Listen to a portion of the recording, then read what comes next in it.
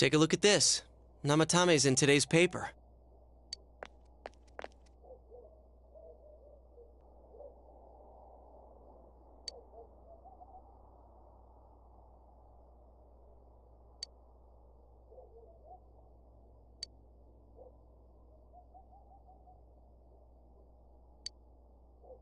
So it's finally over. Yeah, seriously. I wish we could have done it sooner. Isn't the fog kind of thick this morning? And it's so chilly.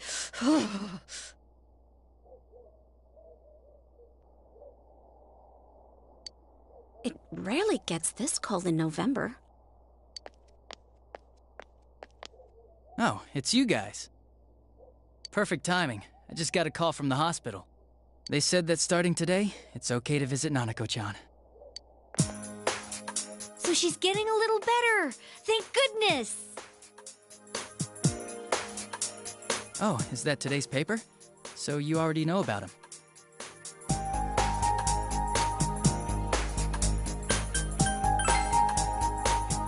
He's regained consciousness, but it's hard to say. He's still mentally unstable, but we're slowly piecing together a story. This is still a secret, but I guess it's okay to tell you guys. You know that diary we found? There were entries about Miss Yamano and Miss Konishi in it. Looks like Namatame had been making advances on Miss Konishi. That son of a bitch! Yeah, well, I'm gonna head to the hospital now.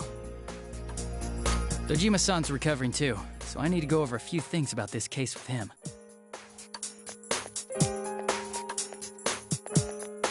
Yosuke. Sorry, I'm alright.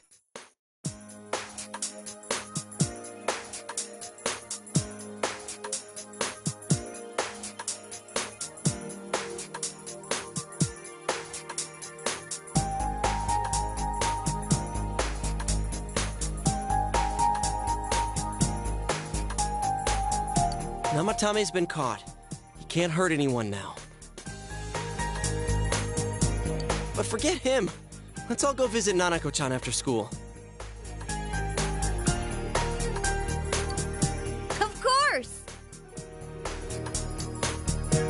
Let's tell the others once we get to school.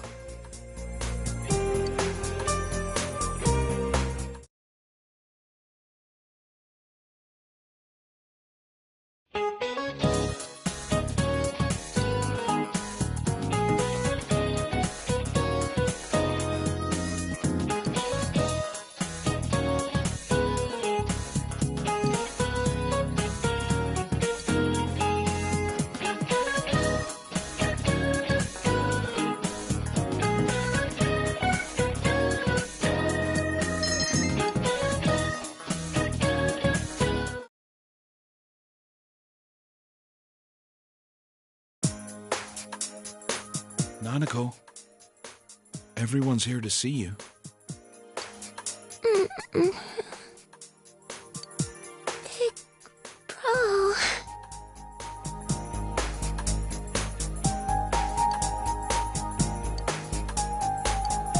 Dojima-san!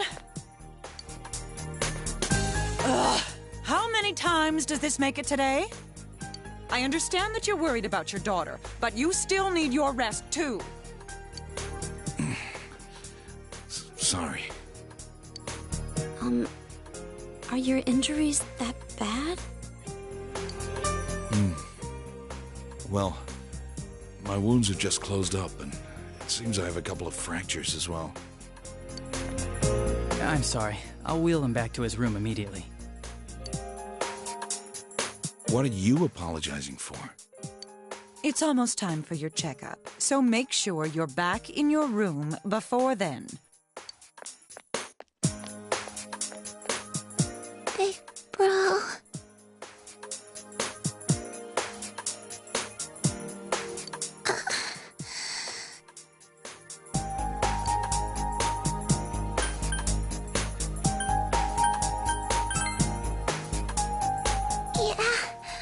I'm so glad.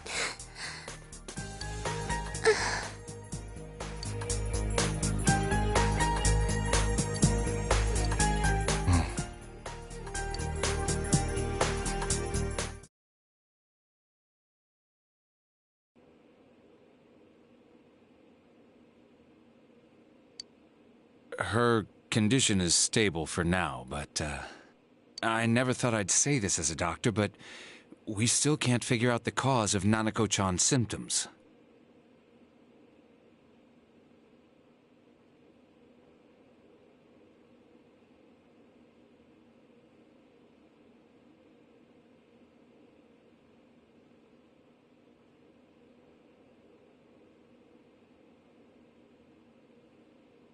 That's why we can only administer temporary treatments to alleviate her current pains. But she's not in danger anymore, is she? She's regained consciousness, but we can't let our guard down yet. All we can do for now is to monitor her condition closely.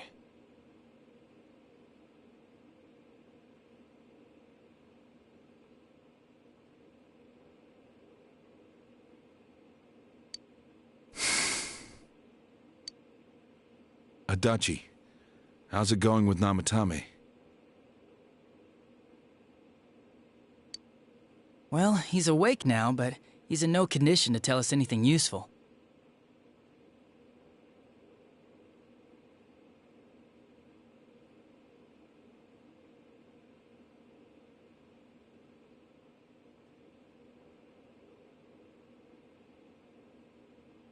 We only get a little time each day to interrogate him, so we're stuck until his strength recovers.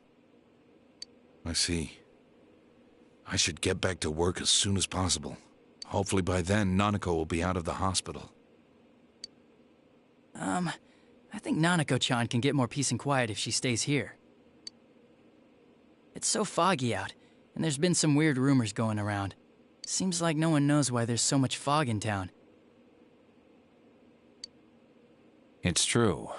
The number of patients complaining about fog-related health problems has increased, which is quite unusual. I can't say for sure that it has no effect on the human body. It certainly could be a psychological effect. People's anxiety over the fog could cause problems. But as far as the fog's chemical makeup, well, that's not my field, so I can only speculate. What concerns me is that transportation of our medical supplies has been delayed due to the fog. Fog-related health problems. That's just ridiculous. Anyone who says that is just blowing smoke.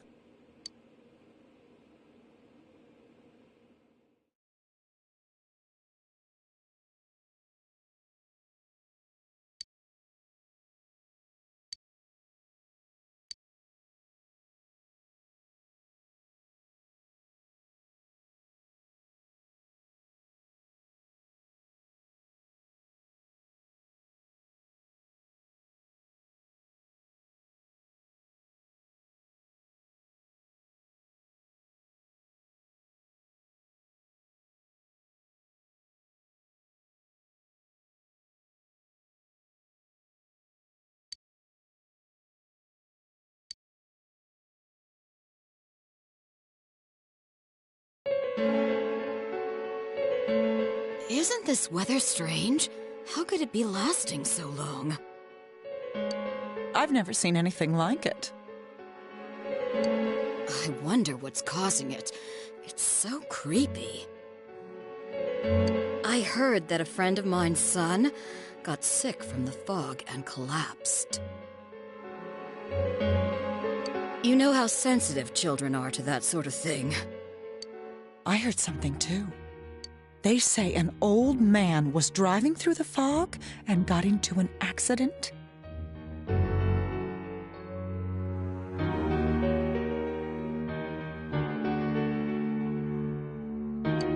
What?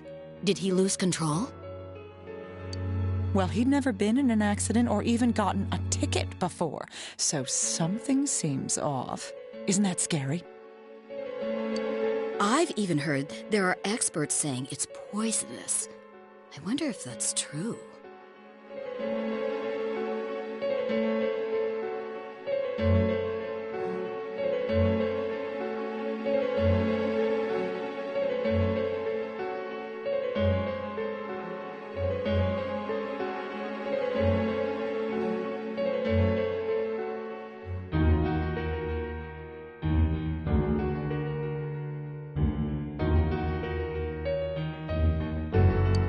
Do you think it's, because of that global warming thing? This town's changed a lot over the years. I wish the government would step in and do something about this.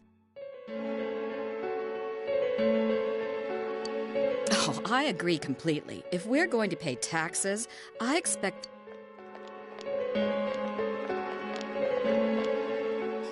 This fog is poison! It's a gas filled with viruses!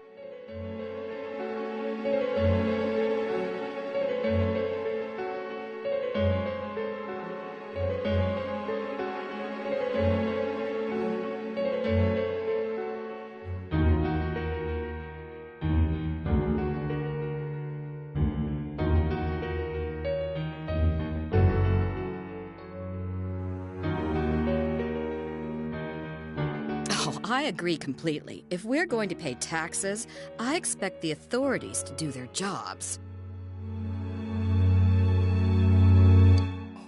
Don't inhale the fog, or you'll die!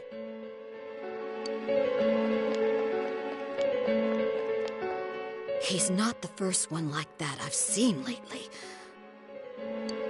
Poisonous gas, though? Oh, I'm sure it's not true. Oh. Is something wrong? Oh my. I think I'm coming down with something. You can't be serious. Oh, that's right. I needed to do some grocery shopping. Well then.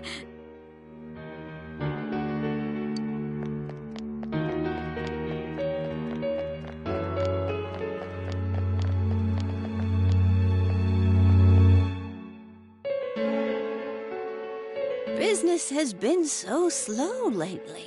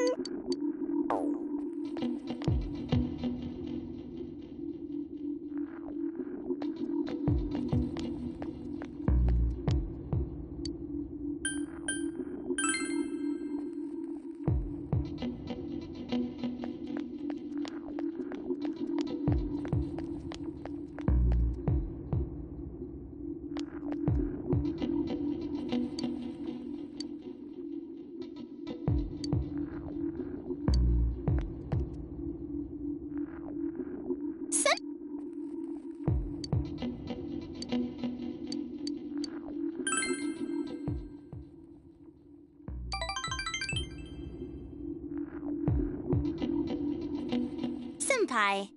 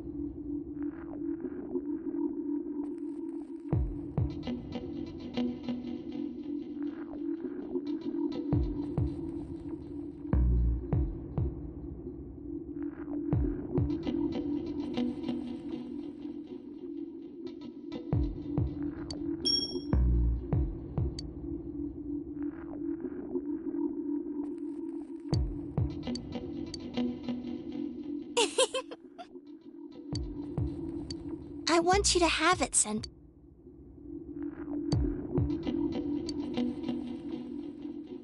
Good night, Senpai.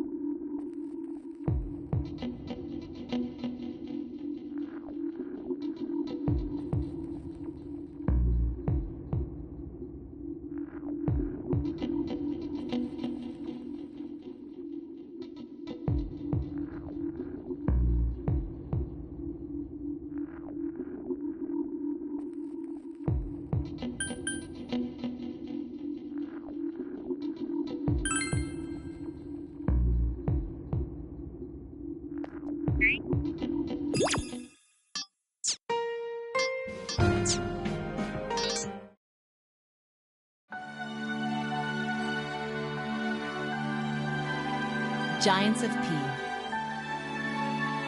The initial draft for the Persona 4 protagonist design. You can see that even at this point, his bearing is very similar to the final designs.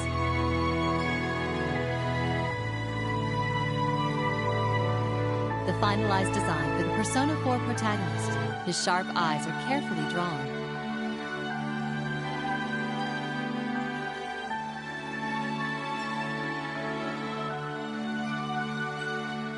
The finalized design for Yosuke Hanamura. The defined bridge of his nose indicates that he's meant to be a pretty boy.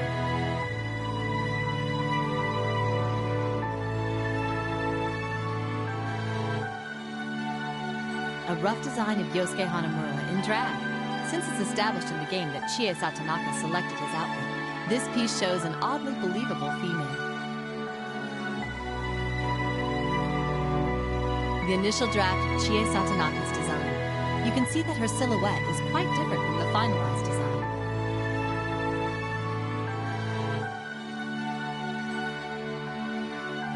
The finalized design for Chie Satonaka. The overall idea was a cute girl who could believably exist in this world.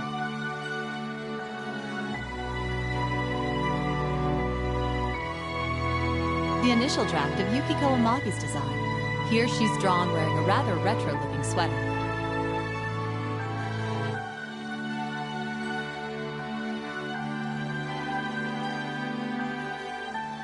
Another early draft of Yukiko Amagi's design. In contrast to Chie, Yukiko's hair was shorter at this stage.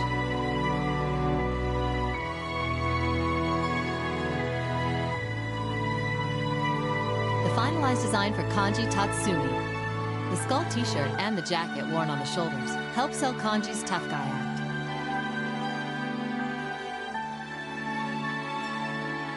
The initial draft of Kanji Tatsumi's design. Since Kanji was initially established as a delinquent older classman, this design was considered for him at one point.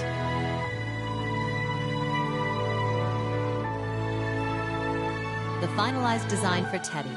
The central point of his design was that he would be a character everyone could love.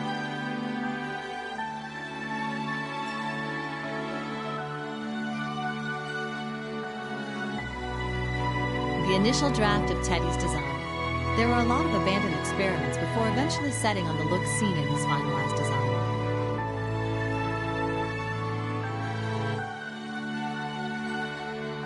A rough version of Rise Kujikawa's finalized design. Since Rise is an idol who has tasted both the bitter and the sweet, she was designed as a girl who could express both. The initial draft of Rise Kujikawa's design. This early conception of her was as a female delinquent.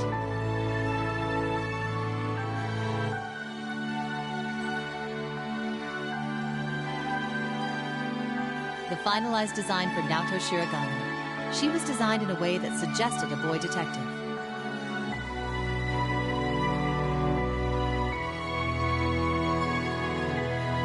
The initial draft of Naoto Shirogane's design. This version was suggested since the initial idea of Naoto's character was a short, pretty boy.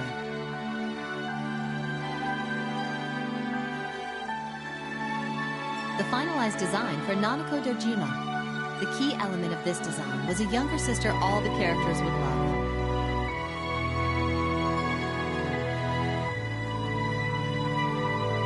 The initial draft of Nanako Dojima's design. Since this design made her seem too independent, her design was changed later to the one seen in the game.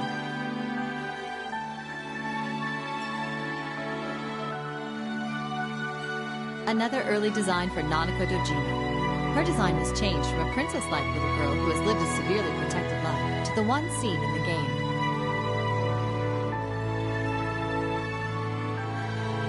The finalized design of Ryotaro Dojima. The regrets of a father who has reached middle age were incorporated into this design, which made it into the game.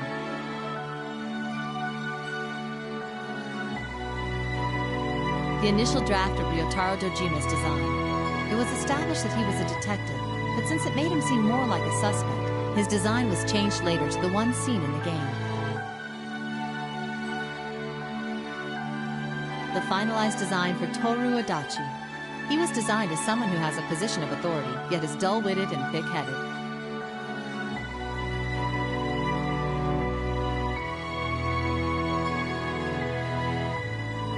The initial draft of Toru Adachi's design. Since this one made him seem too suspicious, his design was changed later to the one seen in the game.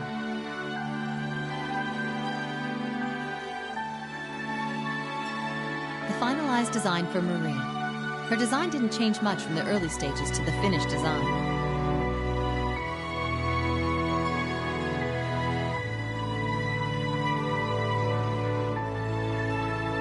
The initial draft of the Persona 4 protagonist design. You can see that even at this point, his bearing is very similar to the...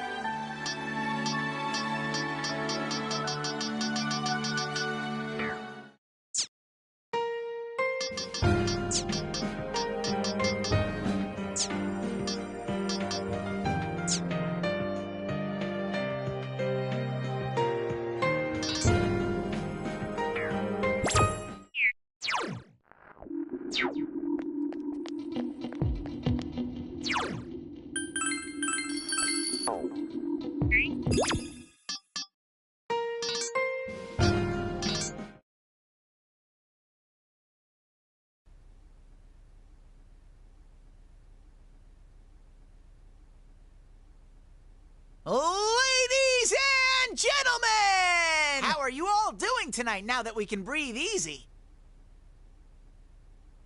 But enough small talk. Now the moment you've all been waiting for. I'm your host, On the Mark Tennyson. Nice to meet you all. Let's get this show on the road. With concentration, knowledge, and Teddy's favor, go for the gold! We call it Midnight Trivia Miracle Quiz! Hold on there. What the heck is this?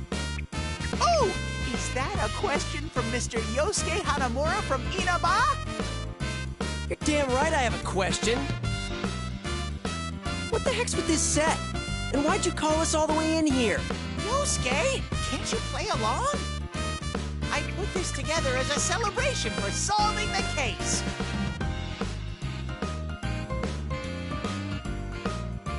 Can't you tell? No matter how you look at it, this set is Obviously? Time's up. The correct answer is a quiz show. Too bad, Yosuke. You lose 1 point. What, we already started? I'm seriously losing a point for that? All right, then, let's skip Yosuke and go on introducing the contestants. Hey, listen to me. And what do you mean, skip? Oh, no need to worry. You'll get your share of bear time.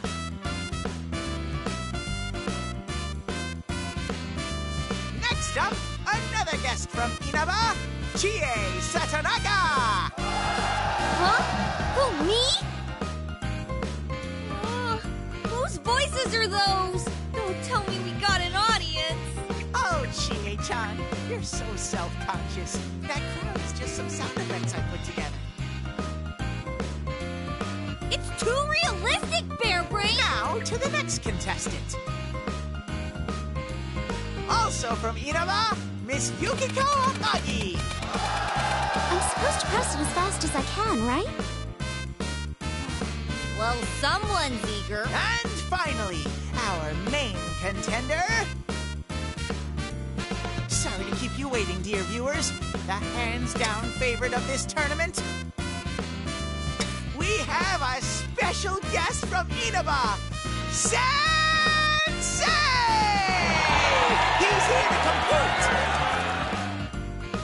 Is it me, or are you the only one who got a grand introduction? Not fair.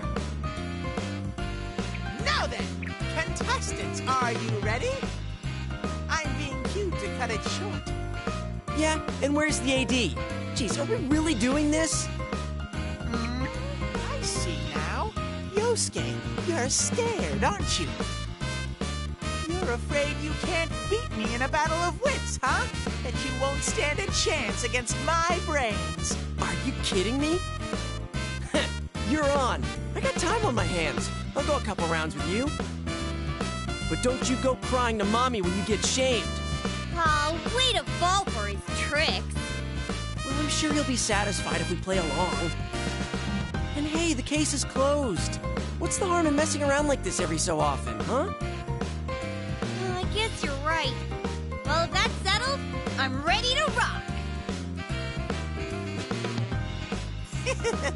All right, it looks like our contestants are ready. Now then, Midnight Trivia Miracle Quiz. Let's begin!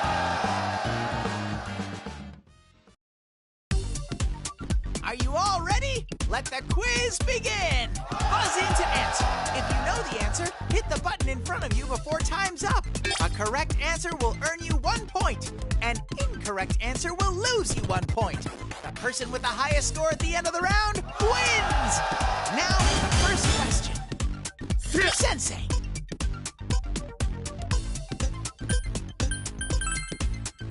Correct! You're incredible! Next question. Sensei.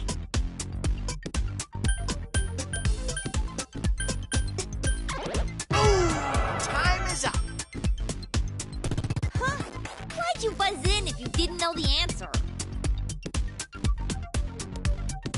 Next question. Sensei.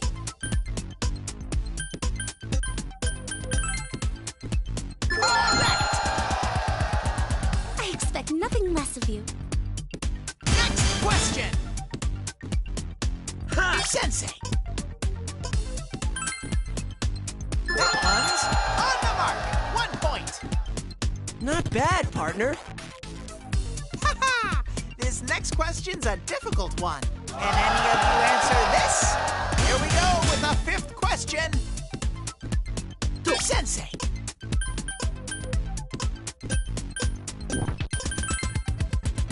Too bad. That's incorrect. Really? I thought so too. Next question. Sensei.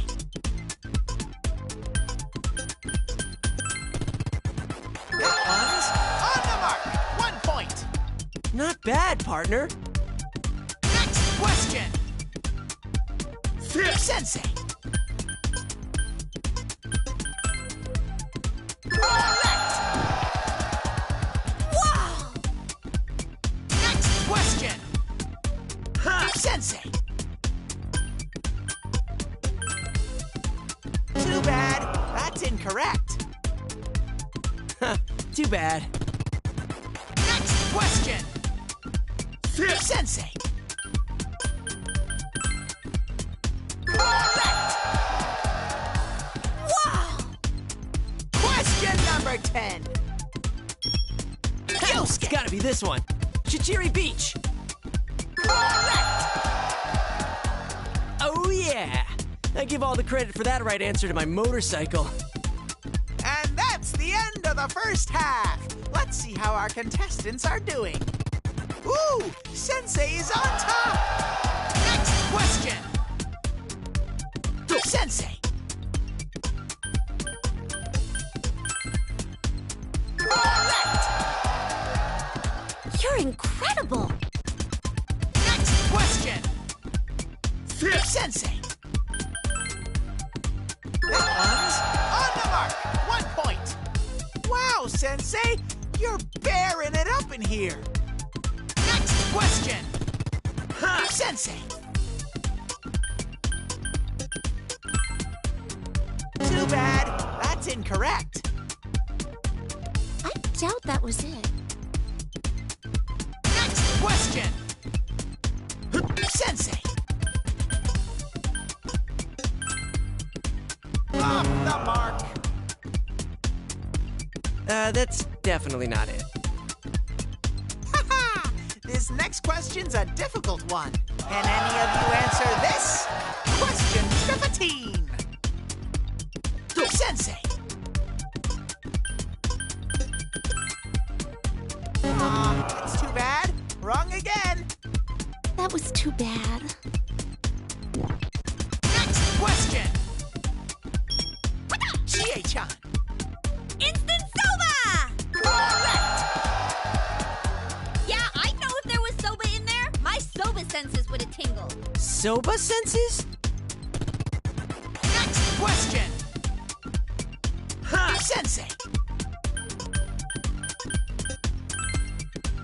Too bad. That's incorrect. about it. Next question! Sensei! Correct! I expect nothing less of you. Next question! Sensei! Too bad. That's incorrect. Huh? That wasn't right? And here's the final question! Sensei! Correct! Wow! And that's the end of the round. Let's see the results. The winner, as expected, is...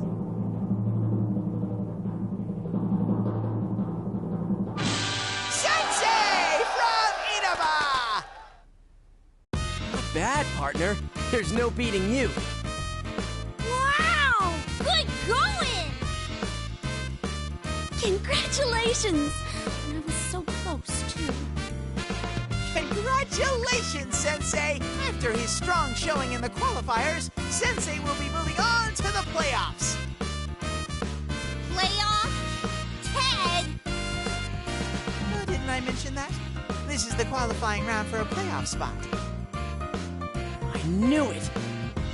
I'm glad I didn't win. I'll be rooting for you, partner. Oh, I see. There's still the playoffs. Don't get too excited, Yukiko. Now then, until next time, take care!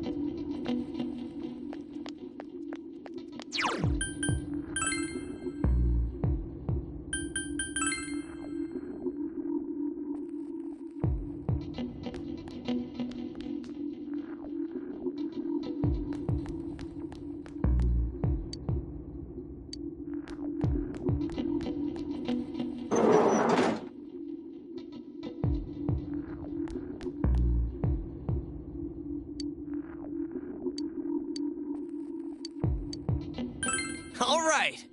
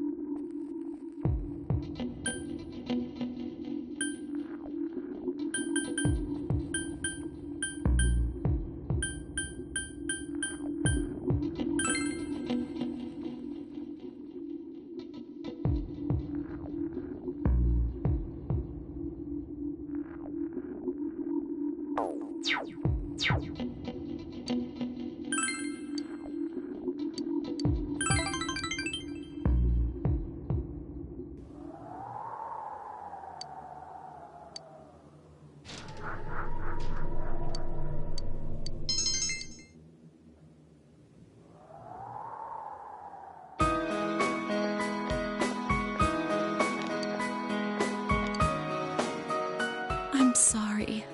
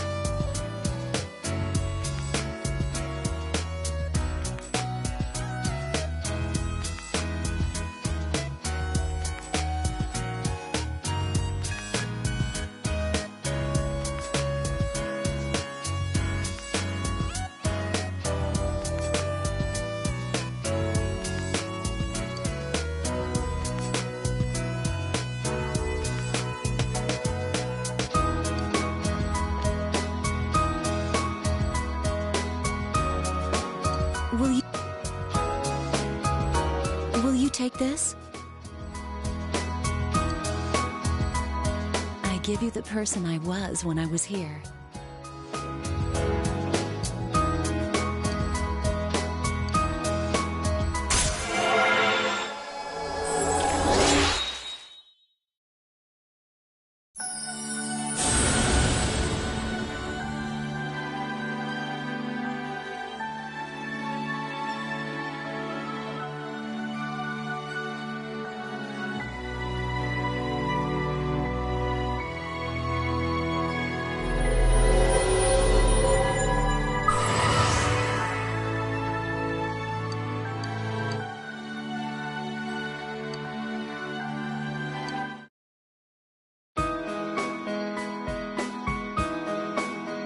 What's right?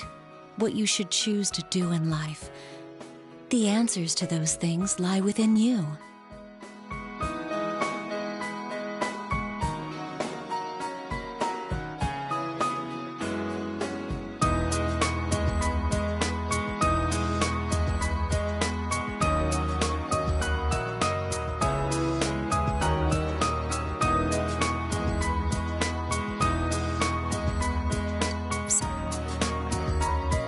So long.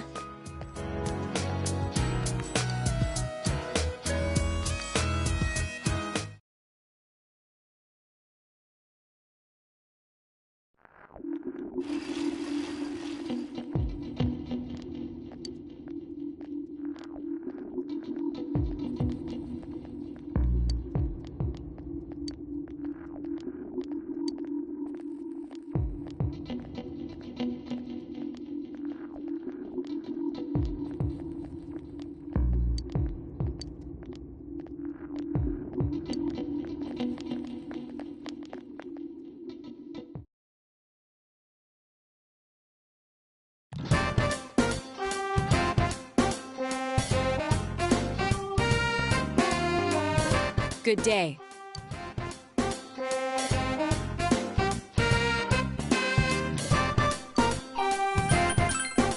Oh.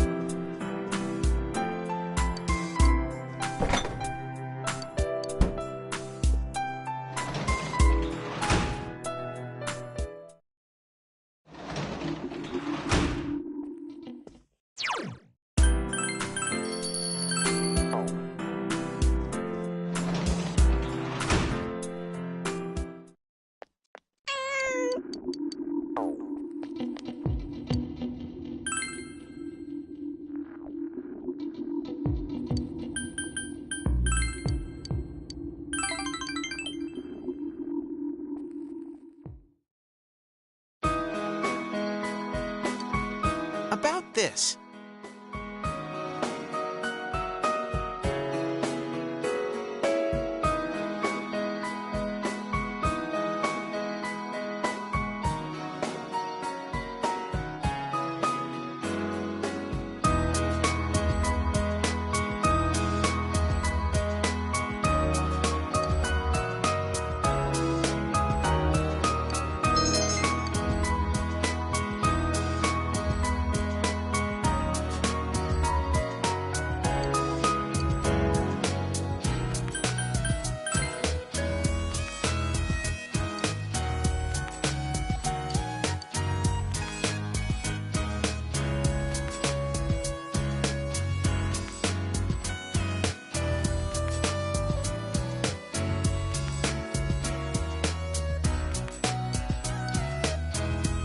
Mister!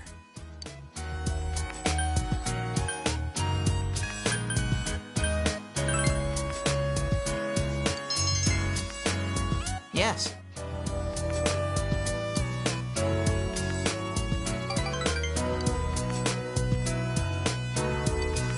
Thank you very much.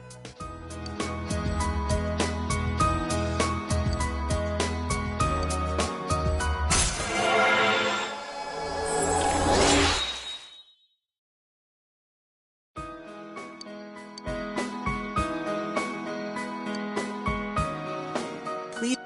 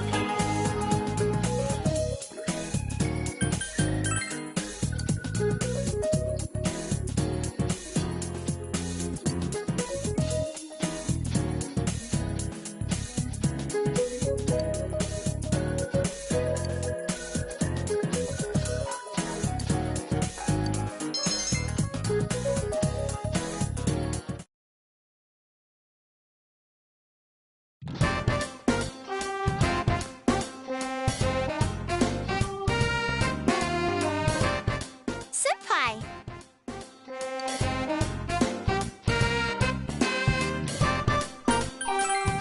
Oh.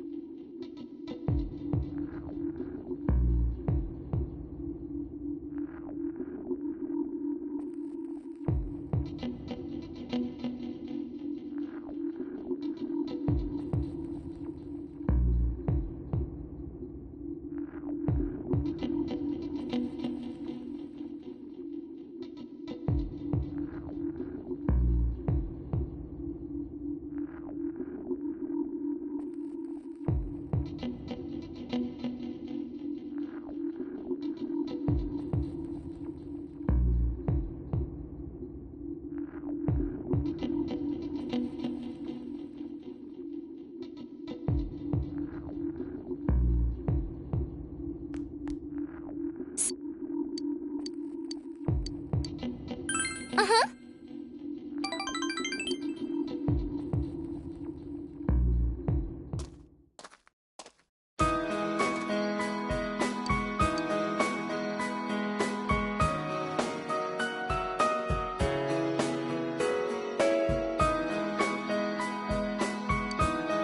Look, that line over there is the shopping district.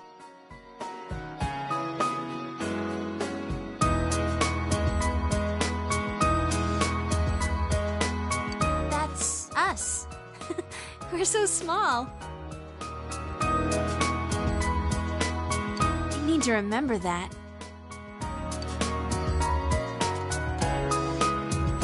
Senpai, you're leaving in the spring, right?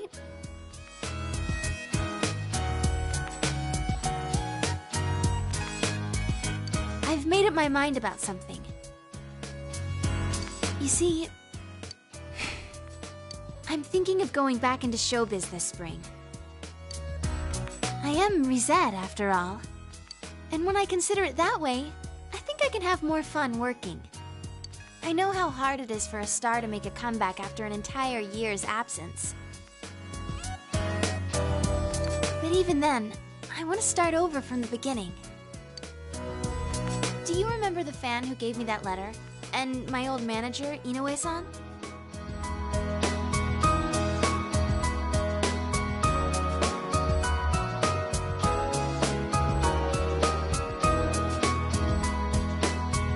For my family, everyone, you, and for myself.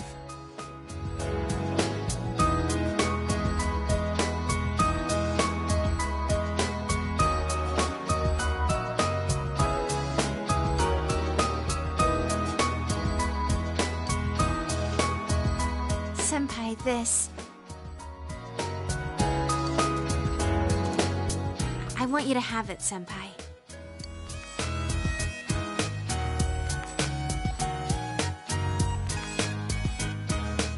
It's the one we took at school. I look really normal, don't I? But even then, I signed it Risette. A Risette without a fake smile. Senpai, I won't make the same mistake. I won't run away. I won't try to be someone I'm not. The many Riseis inside of me, I want to cherish them. I quit thinking about such stupid things.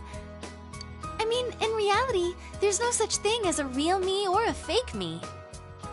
As long as you know what you really want to do, no matter how hard it is, you'll be okay. I can do it!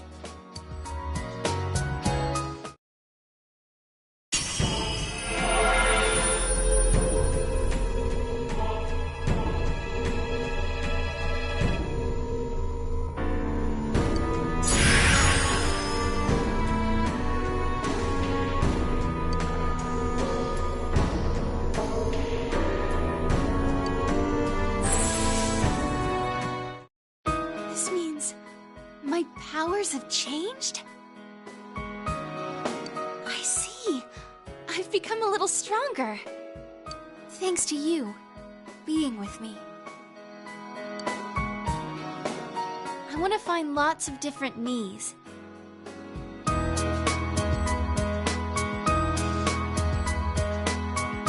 I want to get stronger, so instead of running away from them, I'll welcome them with open arms.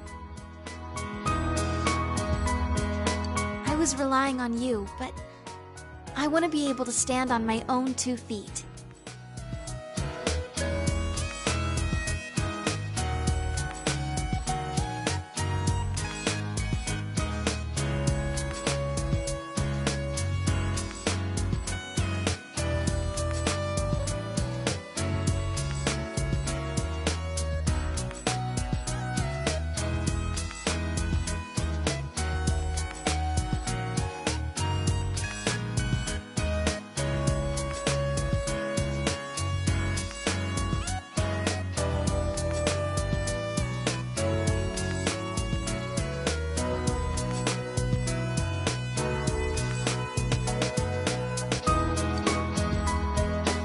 Thank you, Senpai. I love you.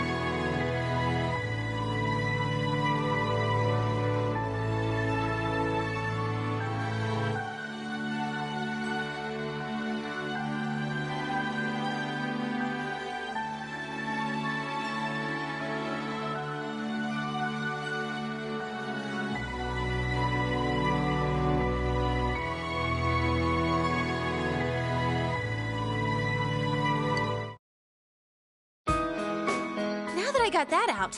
I'm hungry. Let's go eat somewhere. After all, come spring, I won't be able to do that anymore. Let's go, Senpai!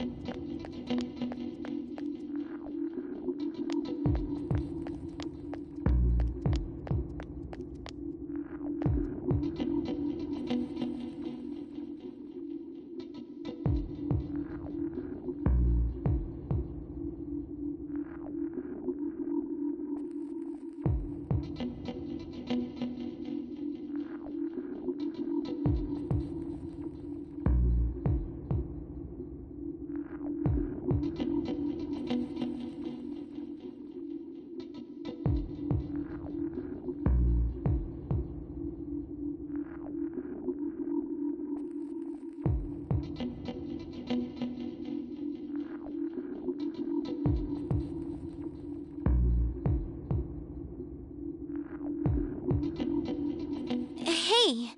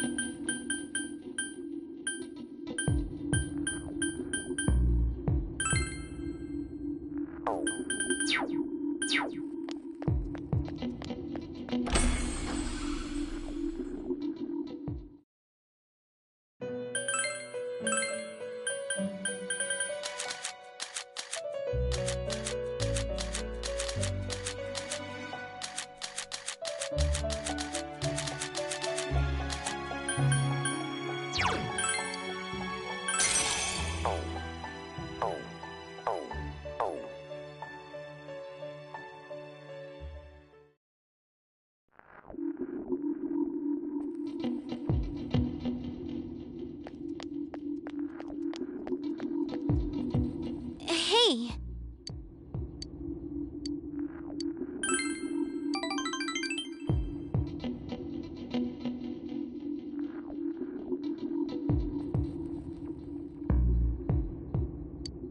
Thank you.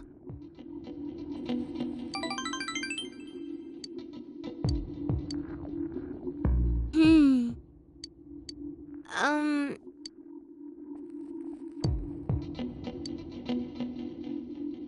I'll see you later.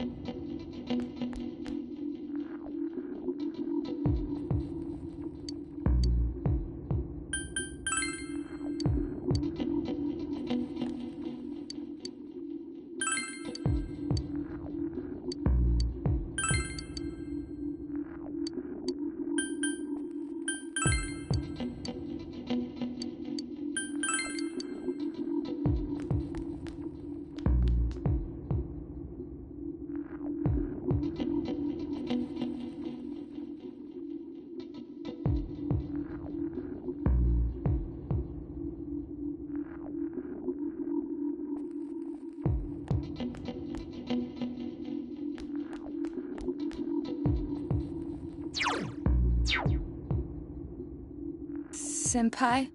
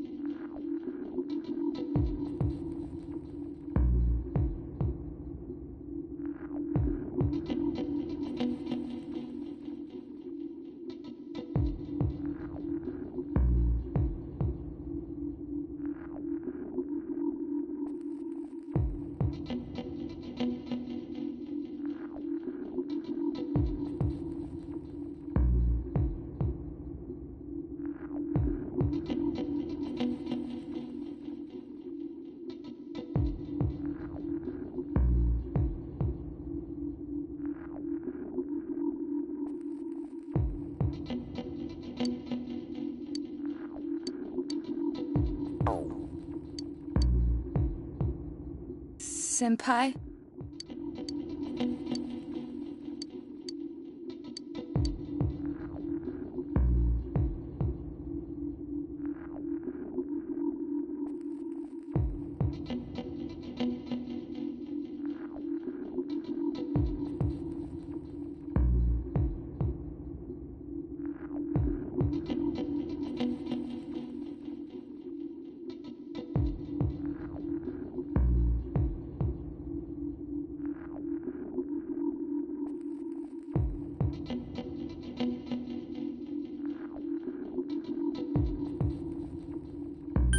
Yes.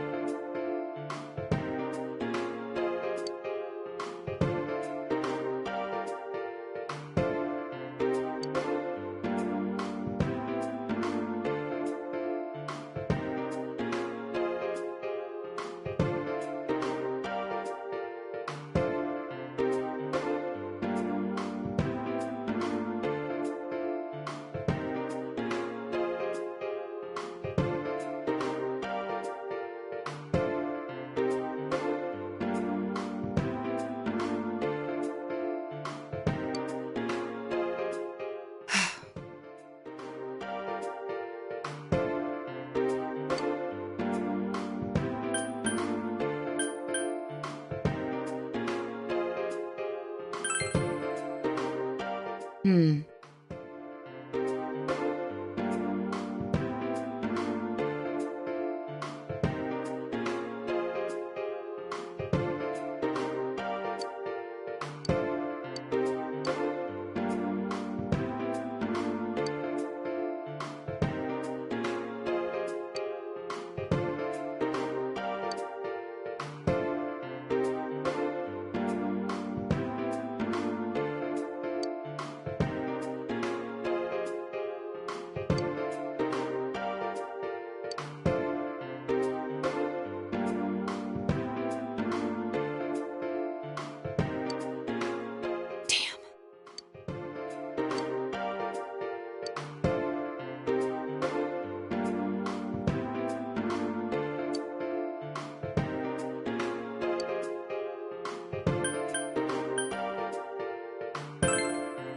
Yes.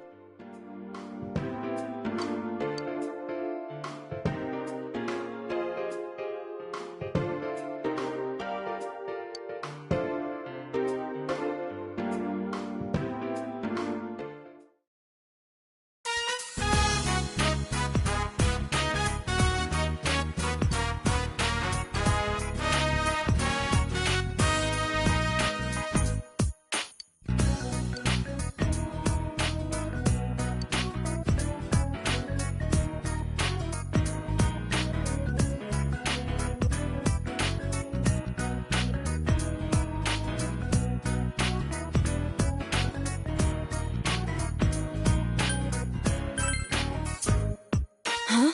Yes.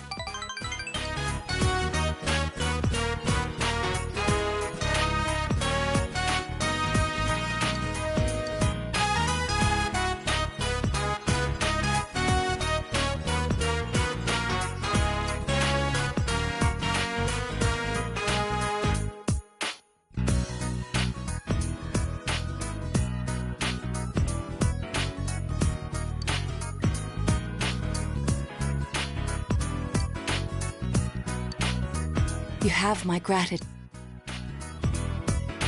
You have my gratitude.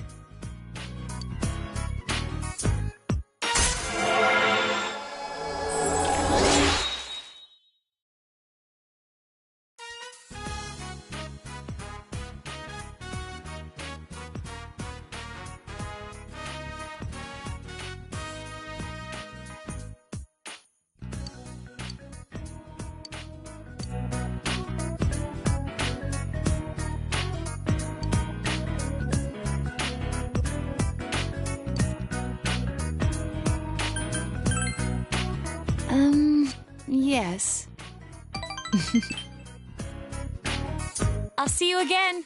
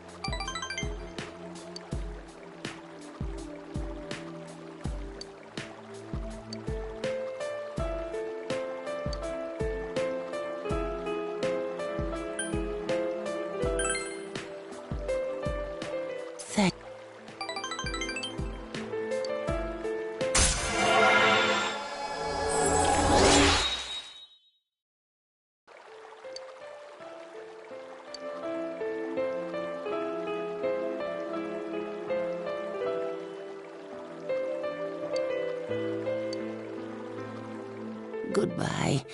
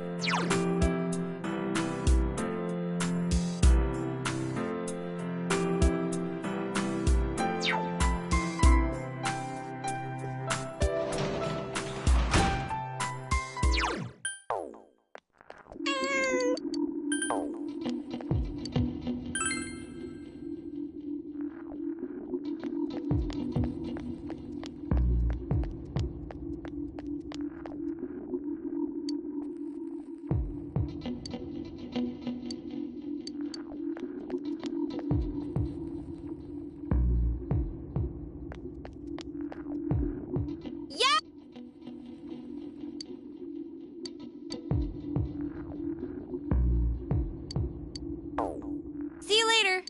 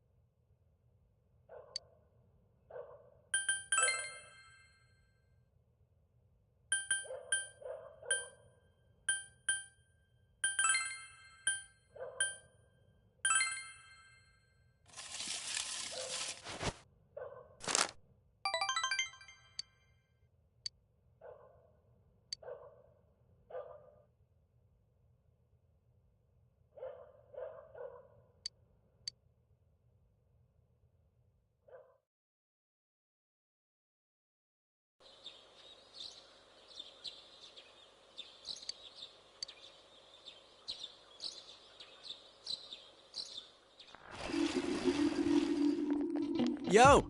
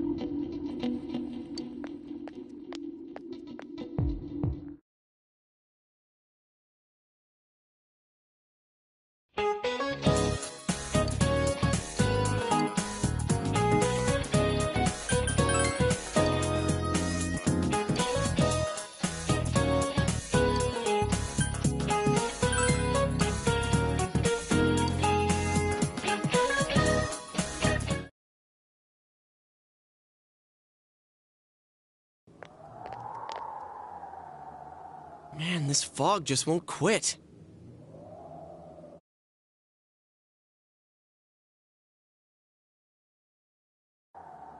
The weather report said it might start snowing soon. But what's going to happen if it snows with all this fog? Whoa! Where'd you guys come from?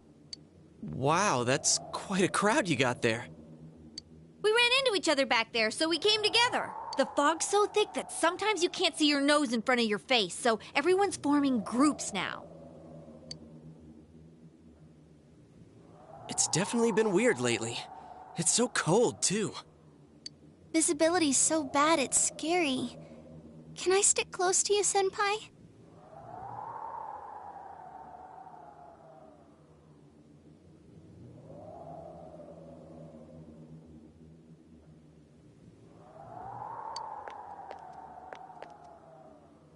Oh, this girl never changes.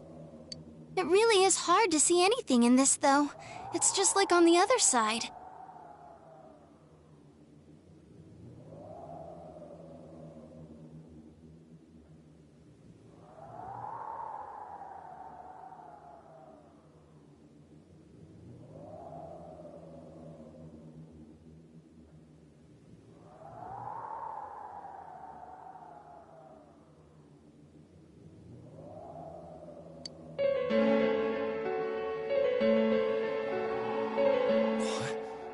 Guys, put on your glasses!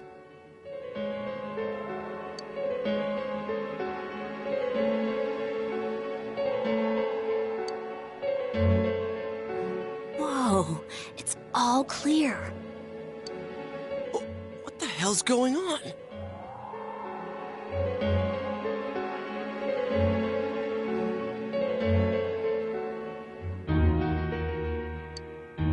These glasses are meant to help us see through the fog in the other world. But putting that aside, no glasses would improve one's visibility in a fog under normal circumstances. Then, could the fog from over there be leaking into our world?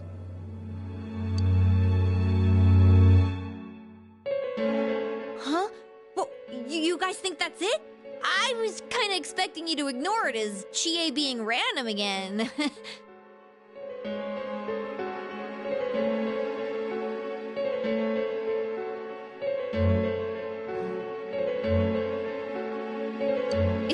just a thought.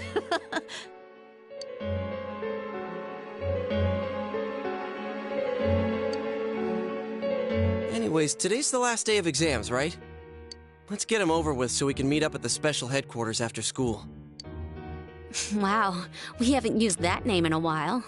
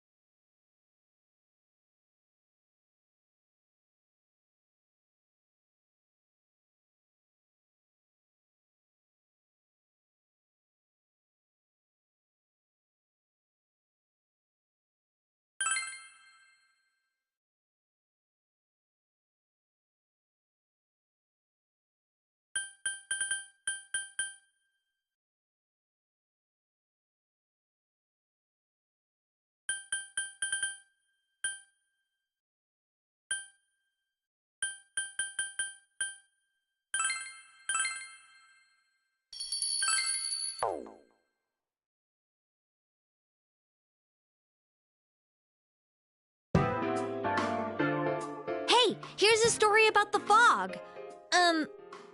Some specialists are raising concerns that this fog may consist of harmful substances. More and more citizens are calling for an investigation into the cause of the fog and the facts about it. Though the government has begun its preliminary investigation, many feel that the causes will be hard to pinpoint.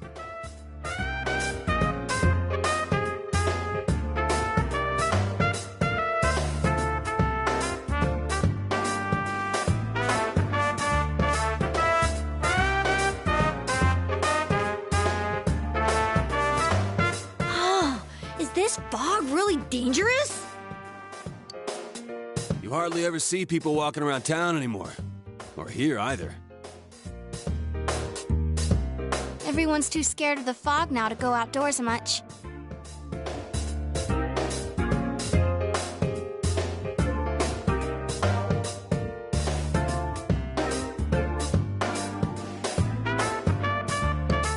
It does seem a lot like the fog on the other side. But beyond that, I'm clueless. There's another item of note here. A summary of Namatame's career with details about the case.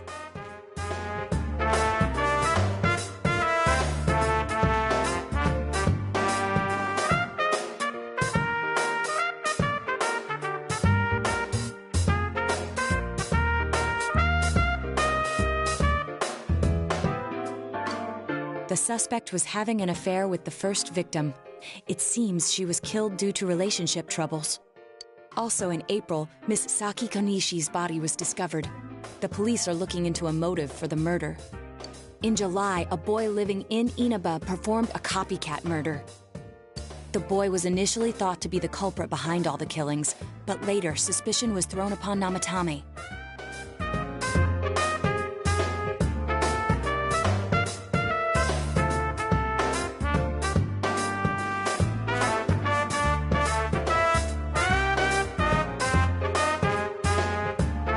Last month, the suspect attempted to kidnap a 7-year-old girl of Inaba, resulting in his arrest.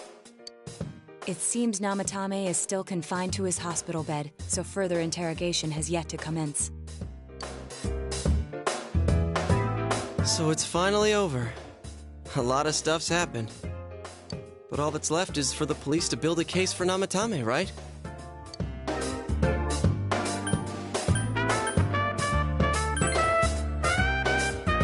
Sure your uncle can. But the stuff he was saying was so obviously nuts. If he says anything about the TV world, he might be considered mentally unstable. Also, I heard before that if the police don't have enough hard evidence, it's difficult to build a case. Yes, there are many such cases and culprits. It's the eternal conundrum for crime investigators.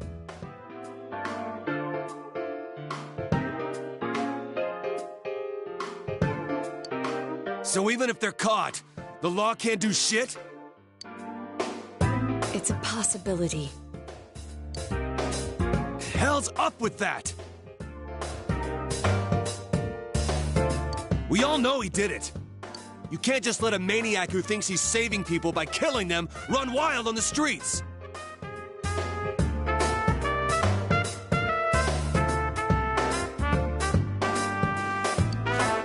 They better not dismiss something this serious because of some mental issues.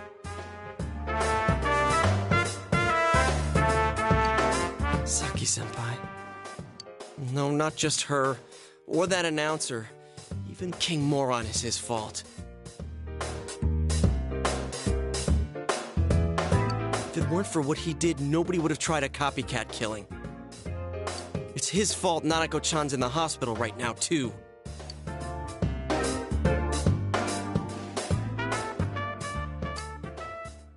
What's the matter? A Kotatsu? Oh, then why don't we go check them out right now? I know Nanako-chan would be psyched if she came home and found a new kotatsu. Dude, why didn't you tell me sooner? The winter season's coming up and we just got a bunch of them in stock.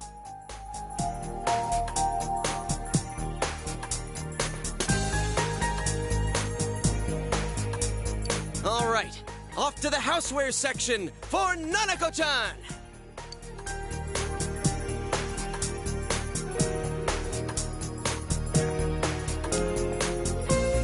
If we're getting a kotatsu, we better get some oranges to complete the set. It's a cliche because it's true, damn it. The best compliment to a kotatsu would be a heated rug.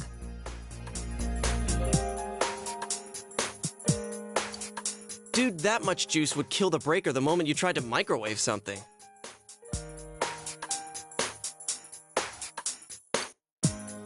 Oh yeah, you've never used a kotatsu before, huh, Ted?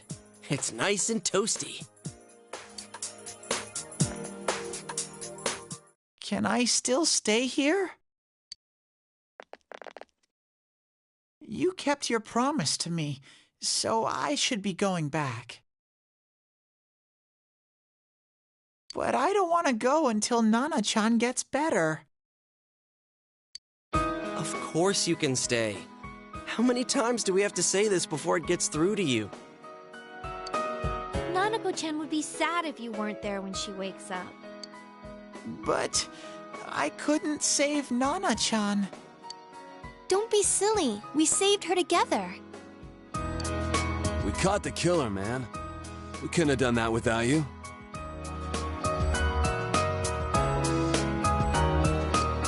Teddy, you shouldn't talk that way when Nanako-chan is still fighting. You guys.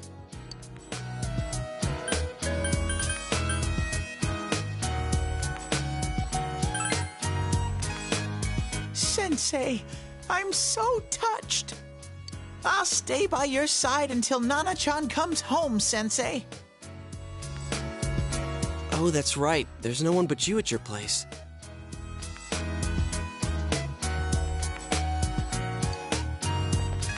Hey, why don't we pick out a Christmas present for Nanako-chan while we're at it? Oh, that's a great idea. I'm sure she'll be out of the hospital by then. All right, but none of this charge it to Yosuke stuff this time. Seriously. We're clear on this, right?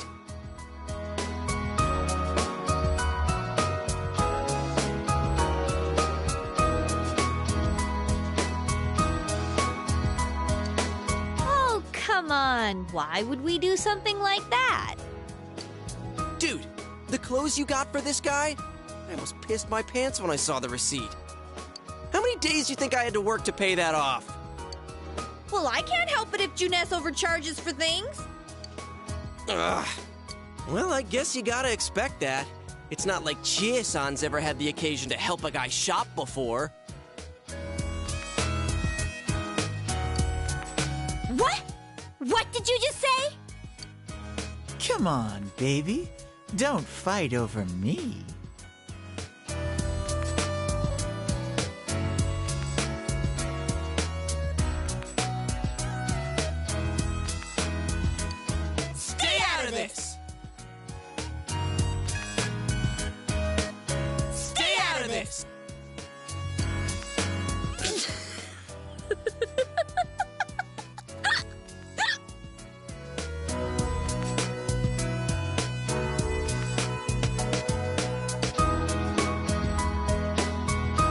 Let's leave them be and think of a present for Nanako-chan on our own. What would a girl her age want? What do you think Nanako-chan would appreciate most?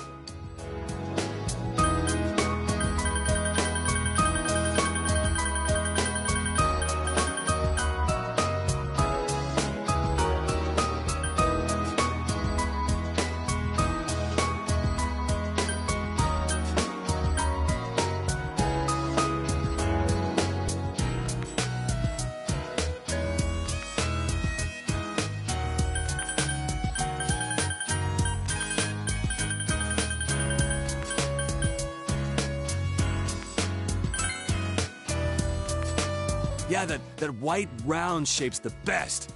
A plush doll's the way to go. All right, as soon as Nanako-chan's out of the hospital, we'll have a party at your place. Yes! And we'll bake the cake!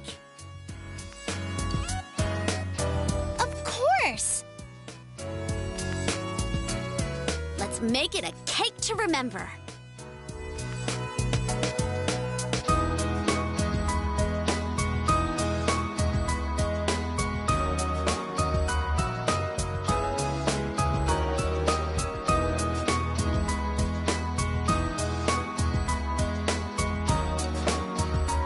No, you're not! Are you trying to send Nanako-chan back to the hospital?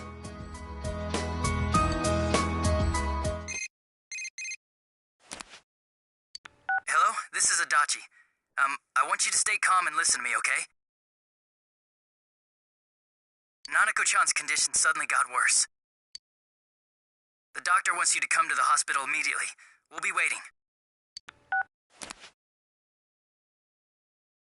Come on, let's go!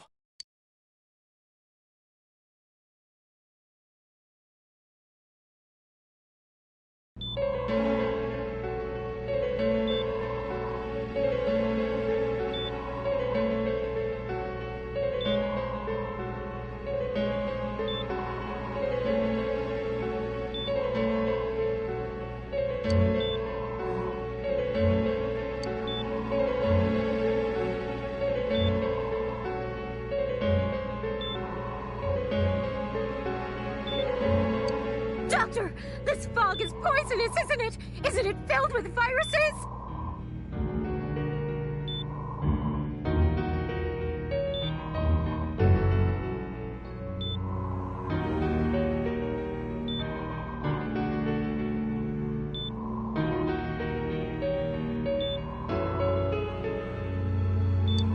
They said so on TV. Isn't there a vaccine or something for it? Calm down, please. That's just a rumor.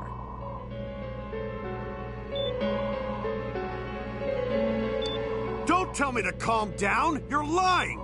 We know you have medicine for this! Are you just going to stand there and watch us die? Why would we do something like that? What a commotion. What the hell's that supposed to mean?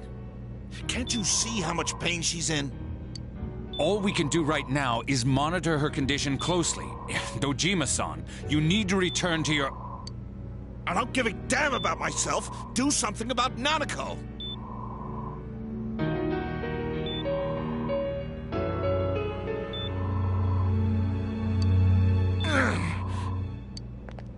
Dojima-san! Just save her. For God's sake, please save Nanako. We'll do our best. I must ask you to step outside for the time being.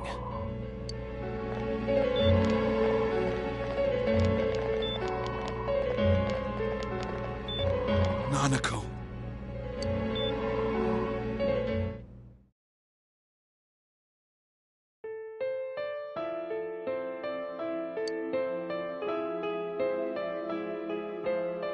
Hey, can't you do something?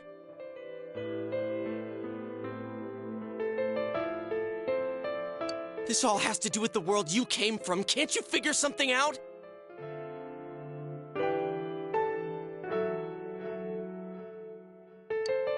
I'm thinking, but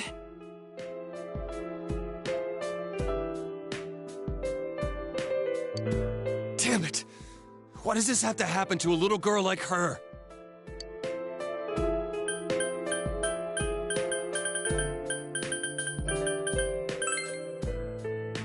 Why'd it turn out like this? Nanako-chan's gonna be okay, right?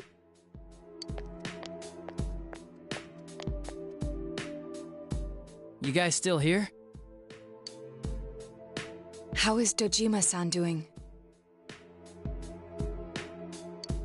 His wound's opened up again. They're treating it over in his room now. Any luck with your investigation on Namatame? About that. I won't mince words here. We're gonna have a hard time making these charges stick.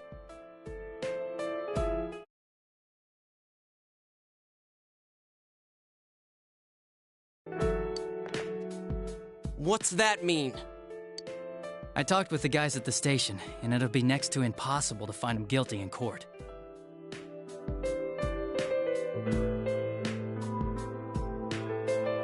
Especially given the reason why we took him off our list of suspects for the first case.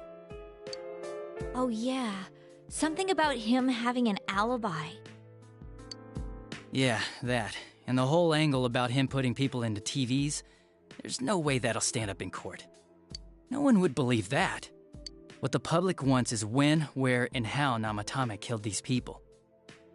And Dojima-san knows it. Well, ain't you calm about this? I'm just telling you the truth. And you call yourself a cop? Huh? You want to see that stuff so bad? We'll show you! Hurry up and bring a TV here, damn it!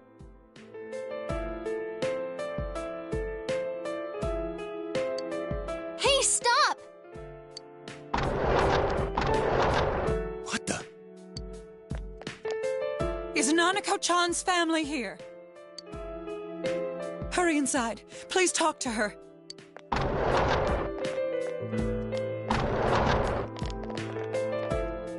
What the hell? What's going on? No. Nanako-chan.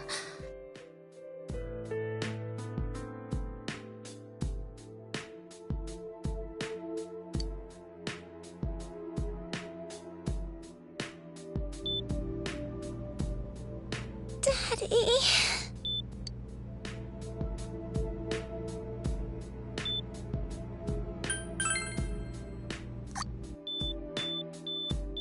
Nanako.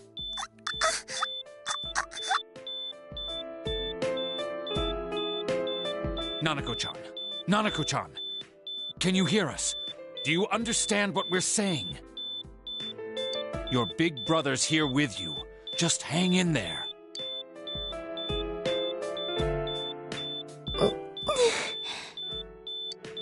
Where's Dojima-san?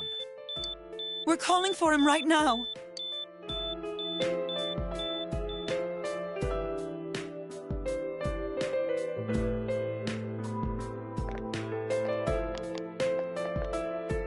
How's Nanako?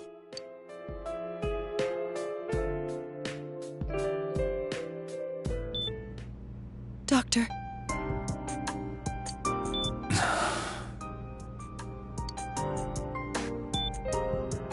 Big bro.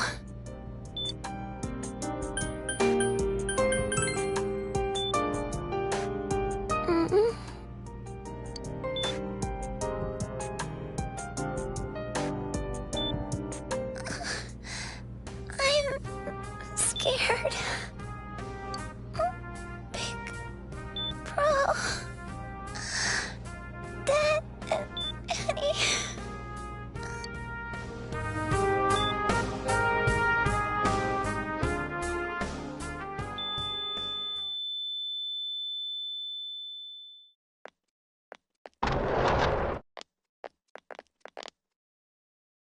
Nanako!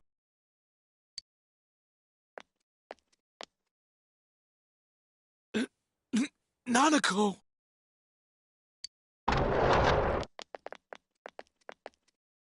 I'm sorry, sir.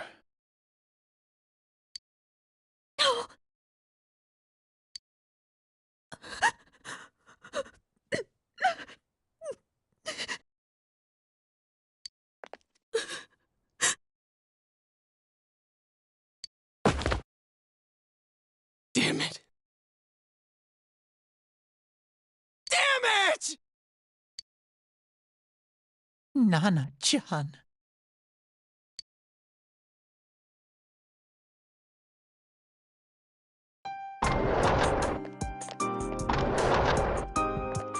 We did everything we could, but we still couldn't figure out what caused this.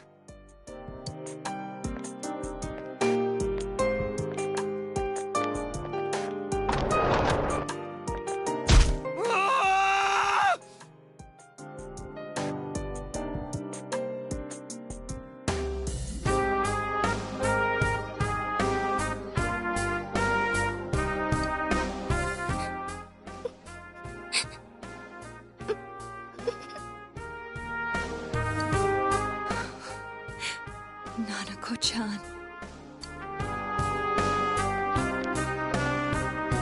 Dojima-san, what's with that look?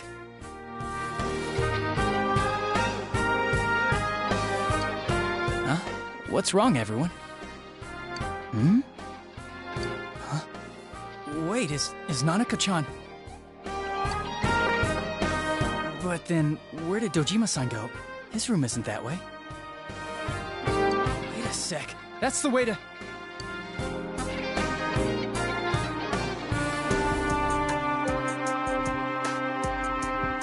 Senpai! Senpai!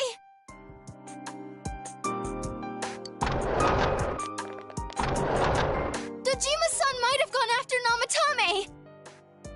Adachi-san said he was admitted to this hospital! You transported him to the same hospital? For crying out loud, he's the suspect in the case! What are you getting mad at me for? This is the biggest hospital, and he's in no condition to be moved.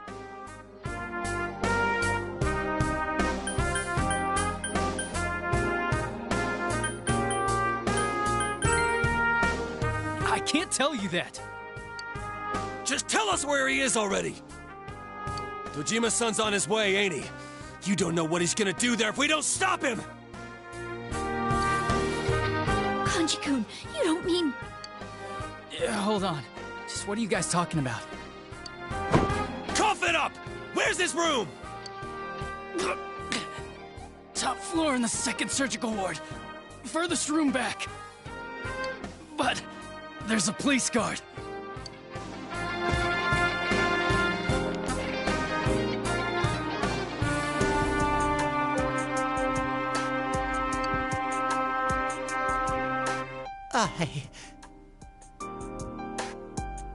I was always watching over Nana-chan, and I still couldn't save her. It happened in my world. Even though I was the only teddy in that place, I still couldn't do anything.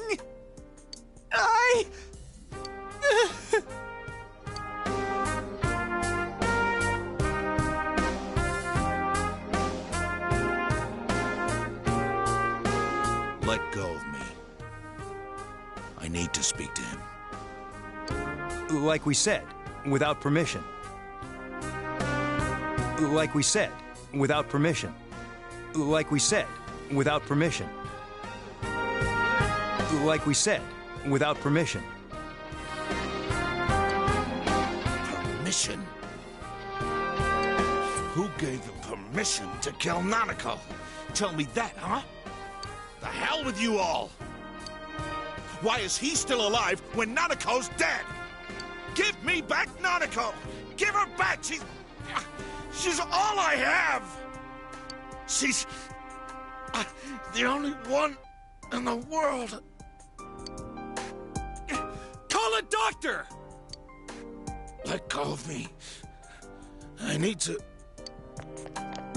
Holy crap! Dojima-san! Quick, get him to his room. I'll go alert the doctors.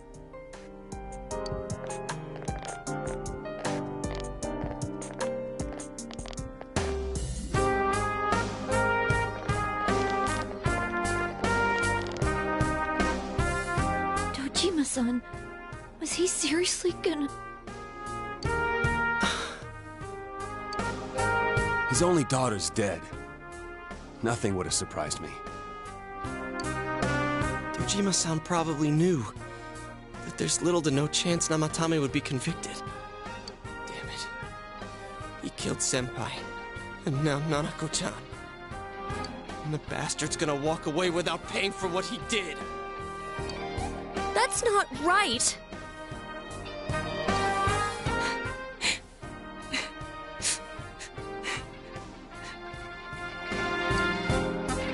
Why?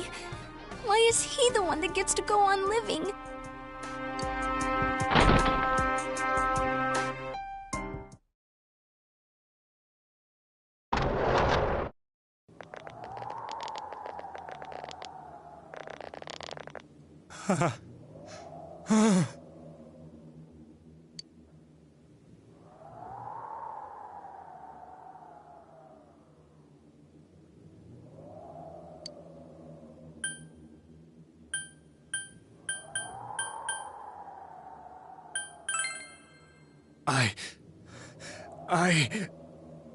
You have your life, and now you want your freedom too?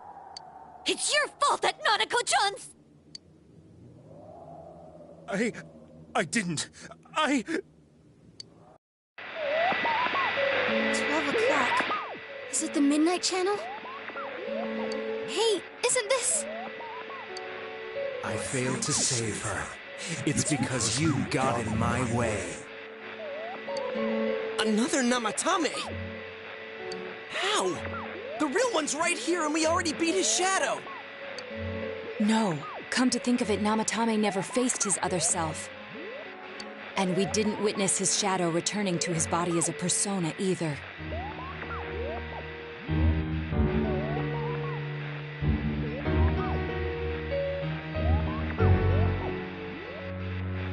Perhaps that's why we're seeing this now. What the... I failed, but it wasn't my fault. And the law can't touch me anyway. What? Is that what Namatame's really thinking? Then...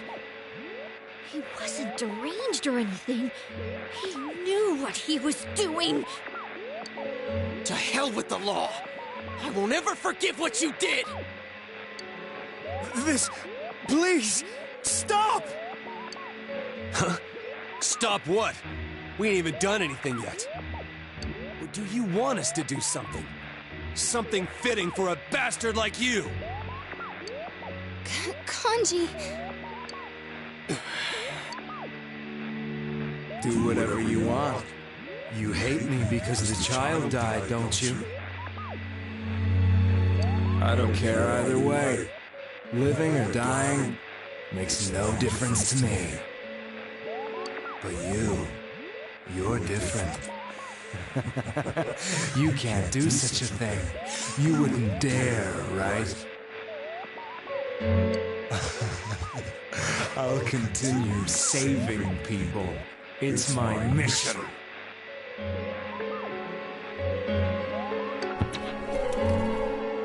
Mission?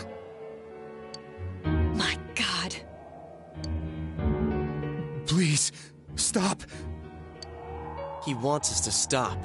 What should we do? What do you mean? We can't let this bastard do whatever he pleases.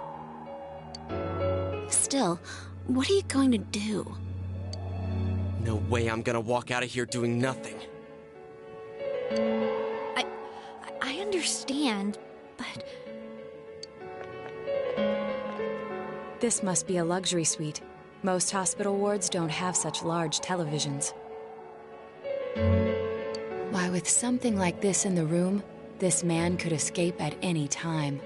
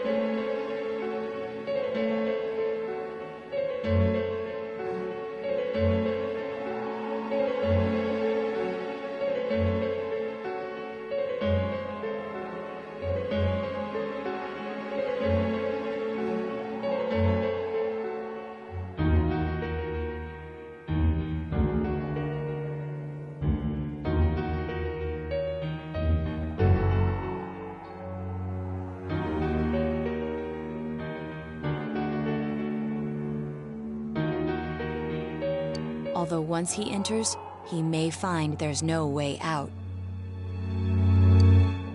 Wait a second. You don't mean... Are you... serious?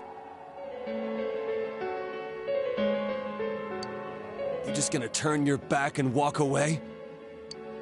That's... but... What's gotten into you guys? This is crazy! How can we do something like that?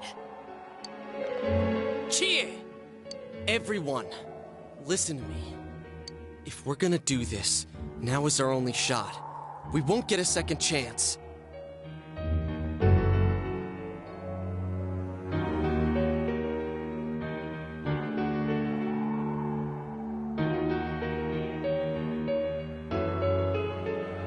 At this rate, the guy's gonna get off the hook, and he'll go around saving people again.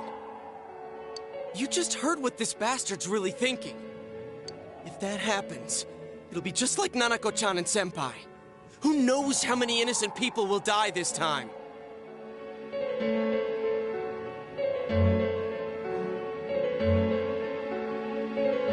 I can't let something like that go. Someone close to me died. Her killer can't be convicted. And now I'm gonna let the same thing happen again? There's no way I can do that! It's just wrong, isn't it? But... Yosuke... All we have to do is push him inside the TV. That's it. We do that one thing, and this is all over. Just push him inside?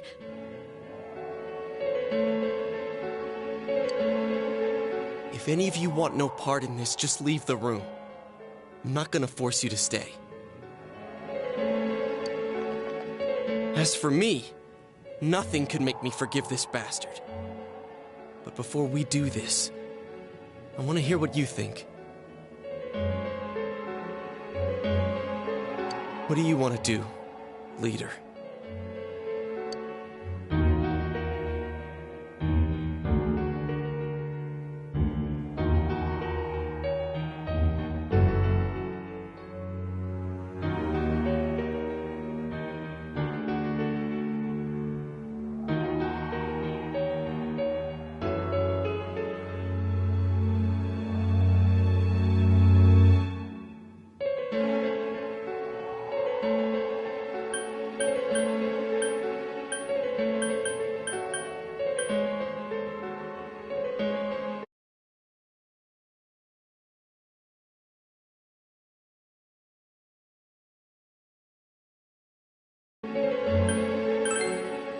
We don't have time to wait.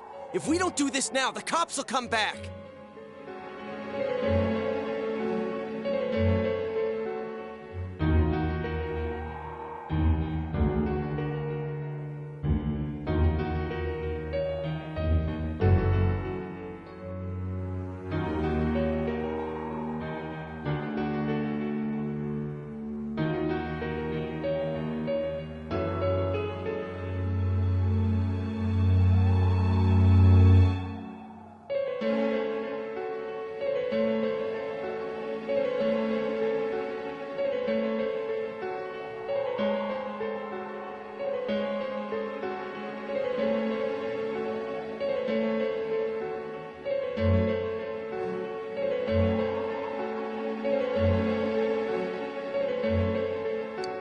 Trying to say?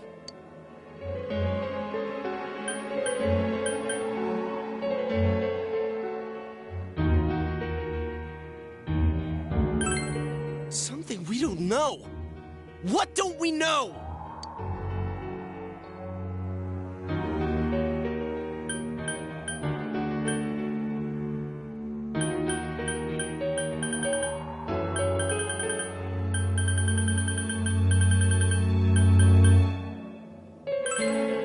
Just heard the guy's true feelings on TV!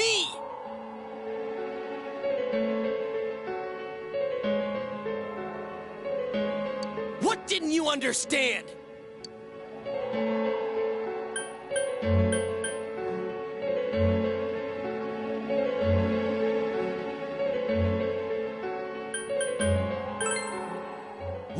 is it?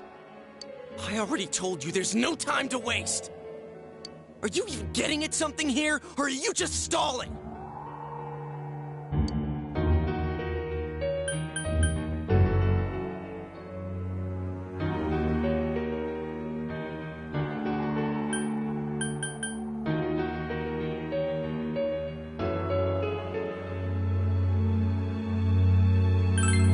Missing?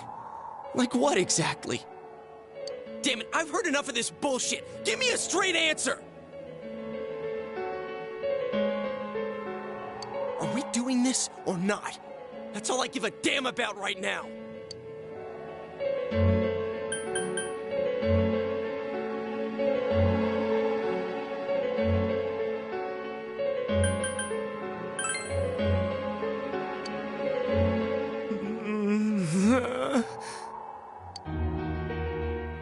He's right. Let's all calm down for a second. I'm perfectly calm.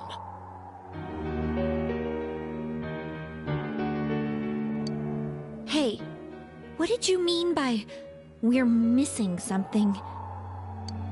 What's there to miss with a sick bastard like him? Hey, let's all take a deep breath. After what happened to Nanako-chan and seeing Dojima-san, we're not thinking straight right now. Fine.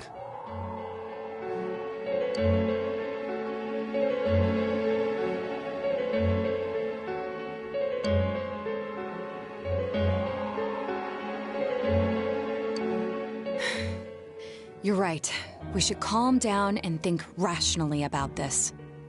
I realize now that we've heard almost nothing from Namatame's perspective.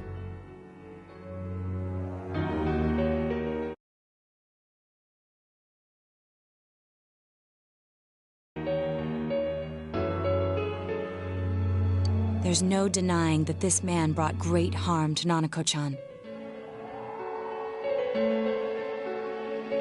But other than that point, the rest comes from our assumptions based on watching the Midnight Channel a moment ago.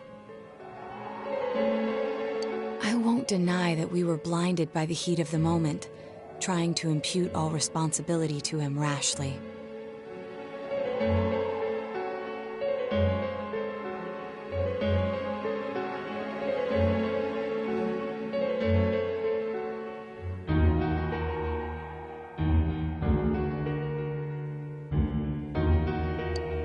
But... yeah, the guy's not saying anything. Whatever reason he had, there's no doubt about the fact that he'd been throwing people inside the TV. It was him who put Senpai through that misery. How can we possibly understand someone who says killing people is the same as saving them? Failing to understand and failing to listen are rather different things.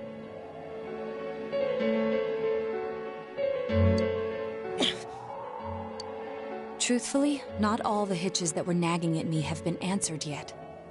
We'll have to see what he can tell us about them. Though it appears he's in no condition to do so at the moment. True. Dealing with him right now might not solve all the things that are bothering us. Damn it. But you better remember this. I'll do everything I can to stop him from repeating what he's done. Anytime, anywhere, anything.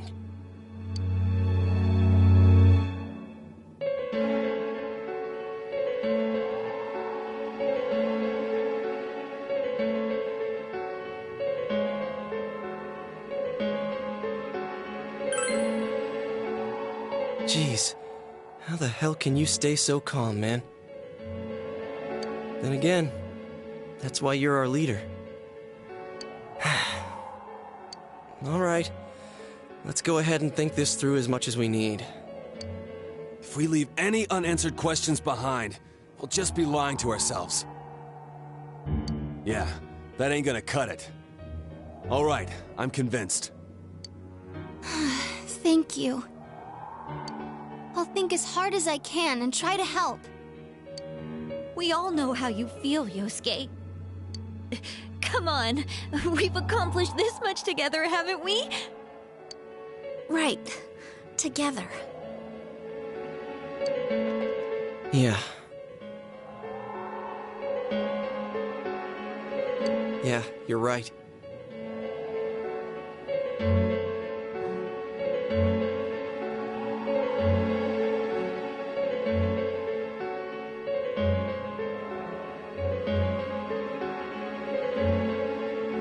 Sorry.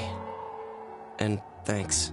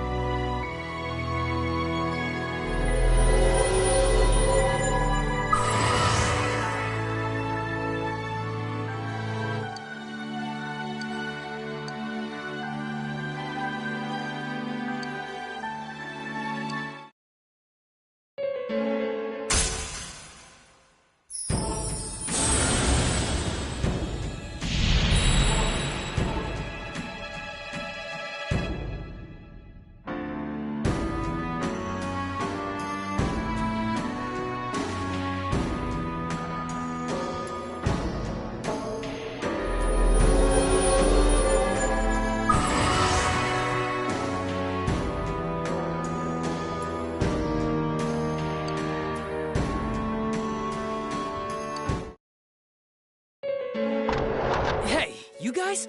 What are you doing? You can't be in here. Oh, crap!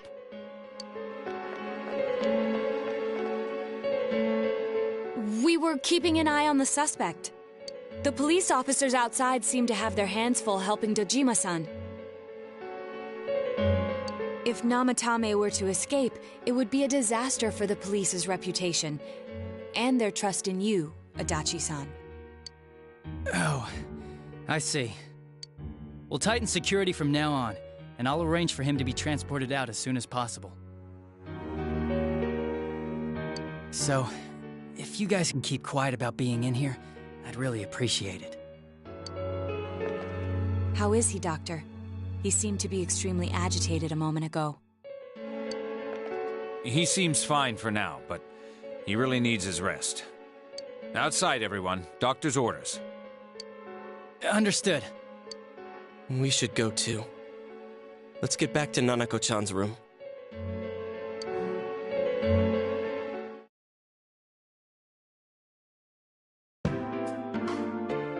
So what's this thing we're missing, huh?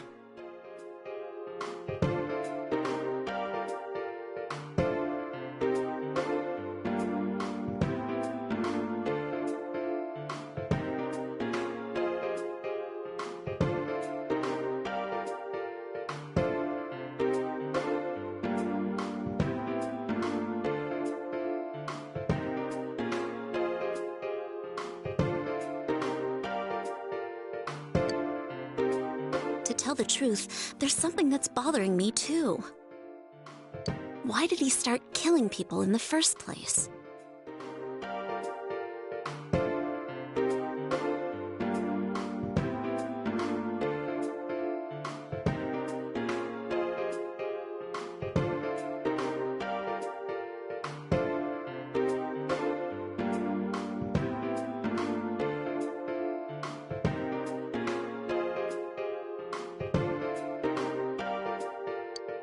Well, he said himself it was to save them, right? So he killed his lover in order to save her and kept going? The police speculated the first murder was related to the affair, so they called in Namatame for questioning. But everything in his testimony and his bearing, no matter what they looked at, they found nothing suspicious. If he truly is twisted enough to believe that murder is a means of saving people, I think that would have shown through. Maybe he faked it real well. Or maybe he started out with a normal motive and got a taste for killing after the first time. No, if that were the case, his motive for killing that announcer would be even more inexplicable.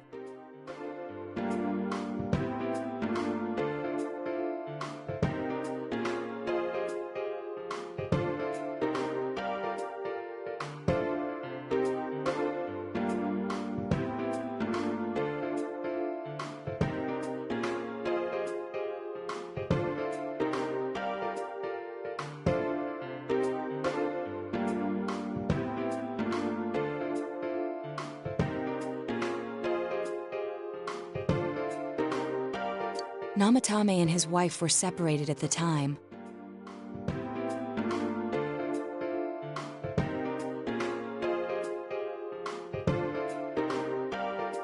Both Misuzu Hiragi and himself testified that she had discarded him.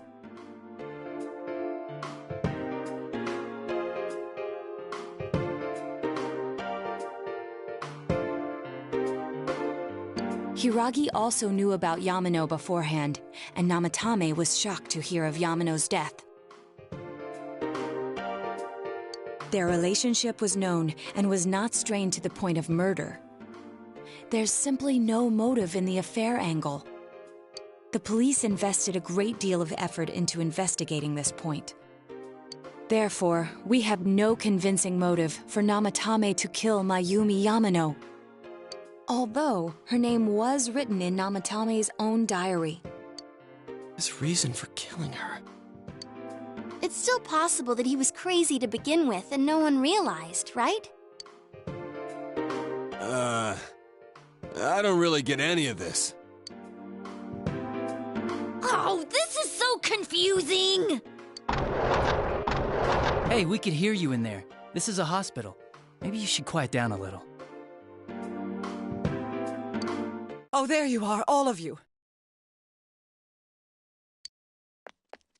Please come with me immediately. Huh? What's going on? What are you waiting for? Hurry, go!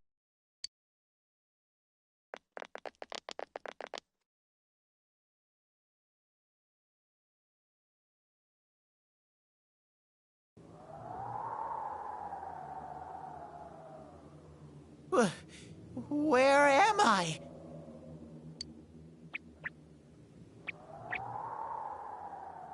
Is this Teddy's world? This doesn't quite feel like it, though. I remember being at the hospital. That's right, Nana-chan.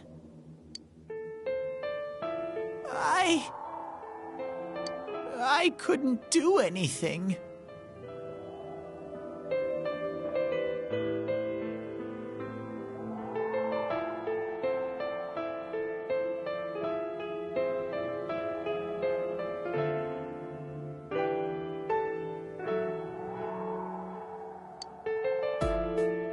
Why do I even exist?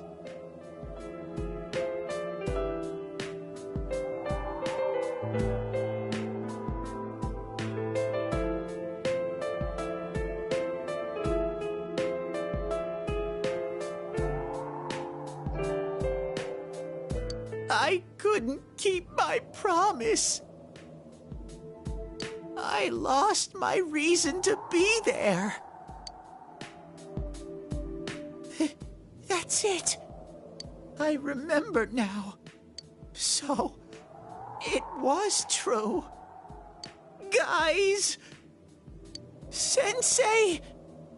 What should I do?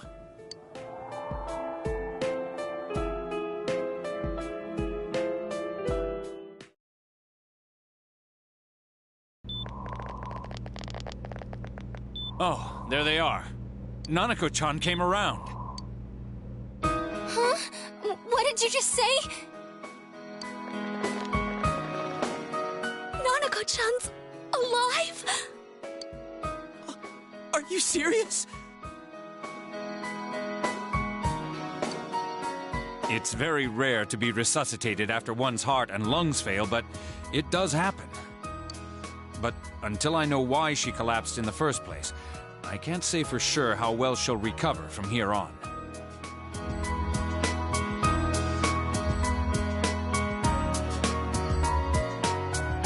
Still, Nanako-chan's a fighter, and she's trying desperately to stay alive. So this isn't a joke? You're actually telling the truth? Nanako-chan. Oh my god.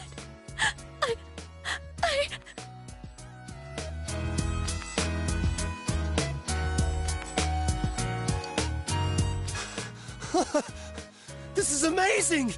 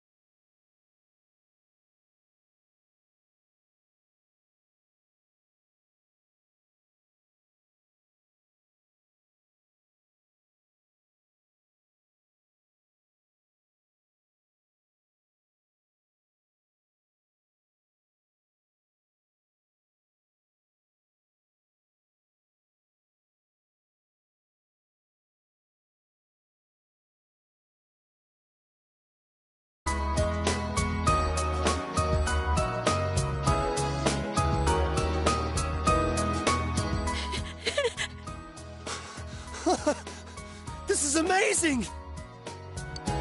Miracles do happen. I'm so glad.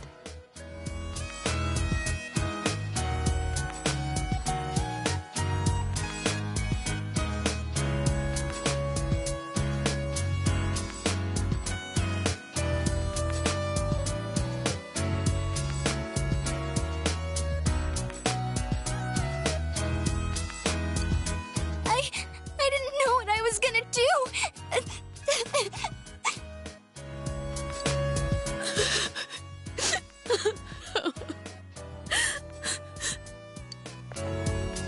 Come on! Stop crying, you two!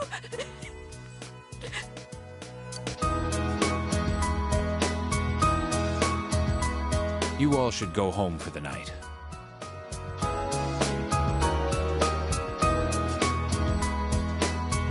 I'll speak with Dojima-san tomorrow about Nanako-chan's treatment. It's rather chilly outside. If it starts snowing, be careful not to catch a cold.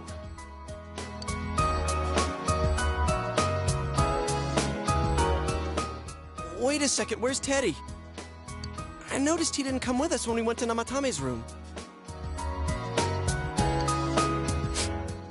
You're right. That's weird. I figured he wouldn't move from Nanako-chan's side.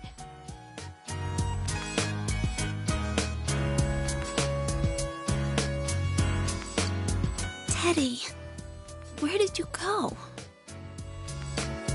Oh yeah, he has a cell with him. Wait, I shouldn't use mine inside the hospital. I'll try calling him up once we're outside.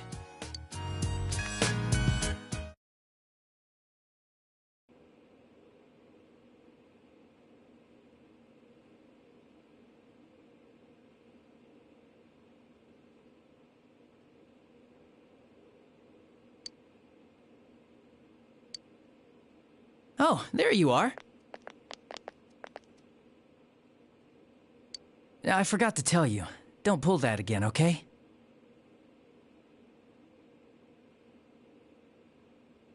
You can't just meet with the suspect like that. Anyway, I came to give you an update on Dojima-san.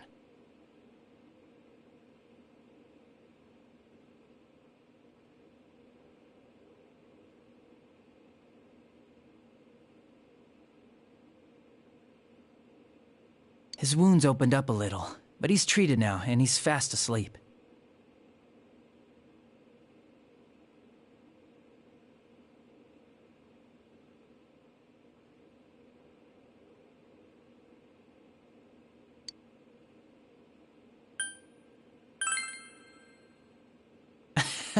Well, I bet he wouldn't want his nephew to be worrying about him anyway. Anyway, I heard Nanako-chan's on the road to recovery again. You guys were being so dramatic that I got really worried. But this is good news. She'll be well again in no time.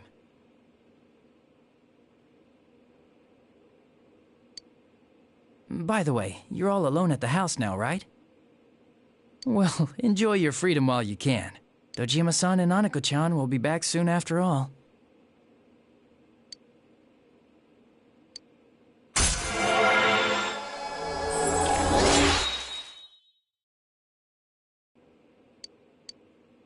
Well, I better head back.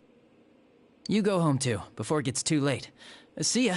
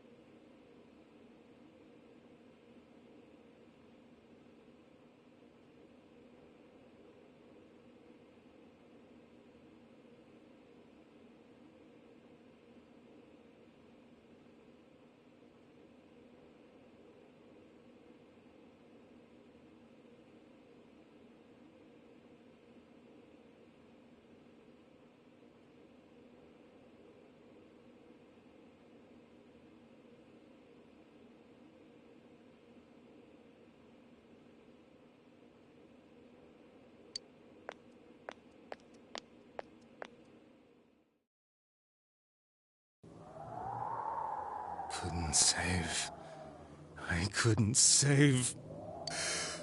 Why? Mayumi. And that girl too. I couldn't save them.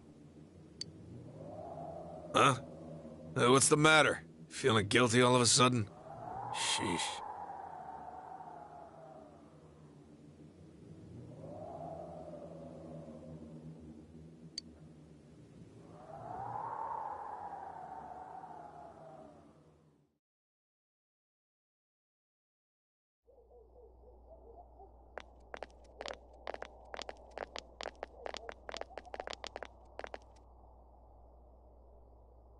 I can't reach him.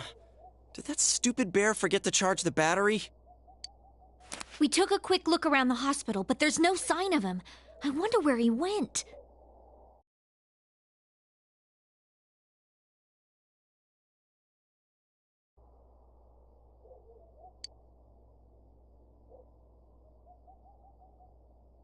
Oh, it's snow.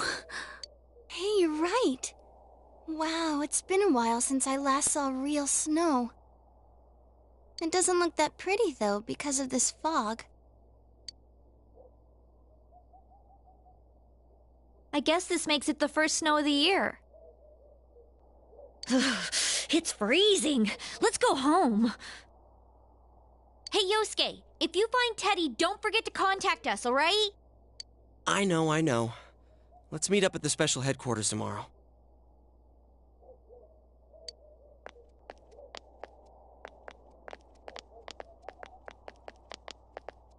Man, that Ted. I hope he just went back home by himself.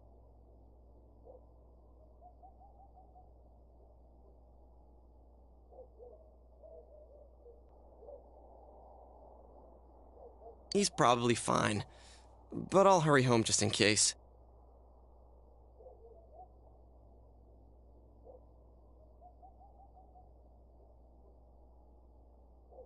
Well, see you tomorrow.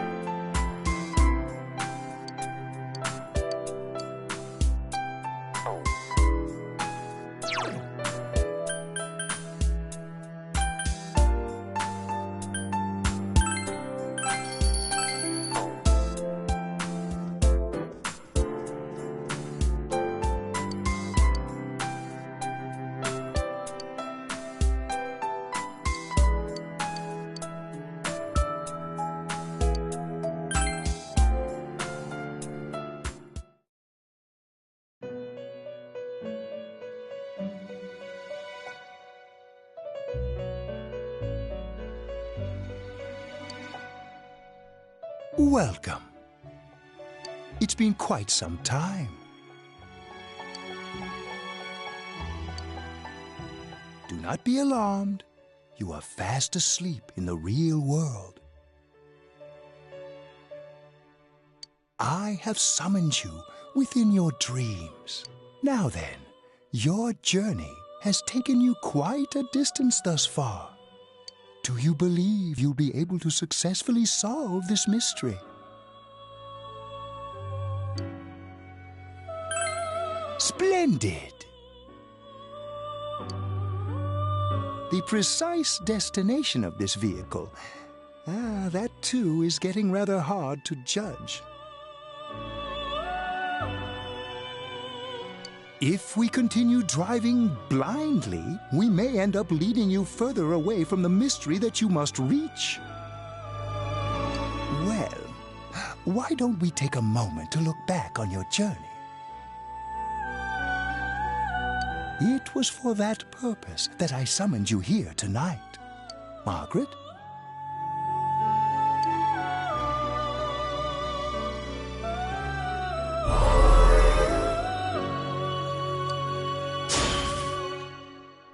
What's right?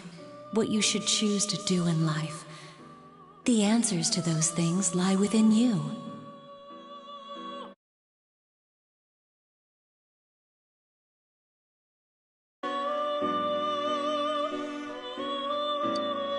We are experiencing the words engraved into your memory during your journey. Failing to understand and failing to listen are rather different things.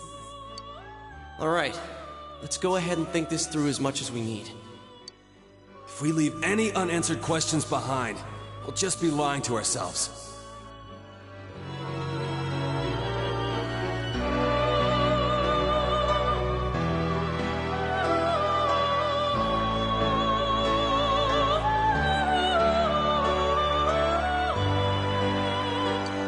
I'll think as hard as I can and try to help. Come on, we've accomplished this much together, haven't we?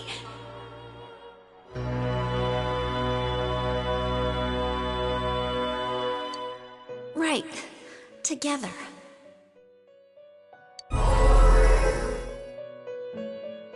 And it seems you have comrades with you as well. Those heading in the same direction through this dense fog.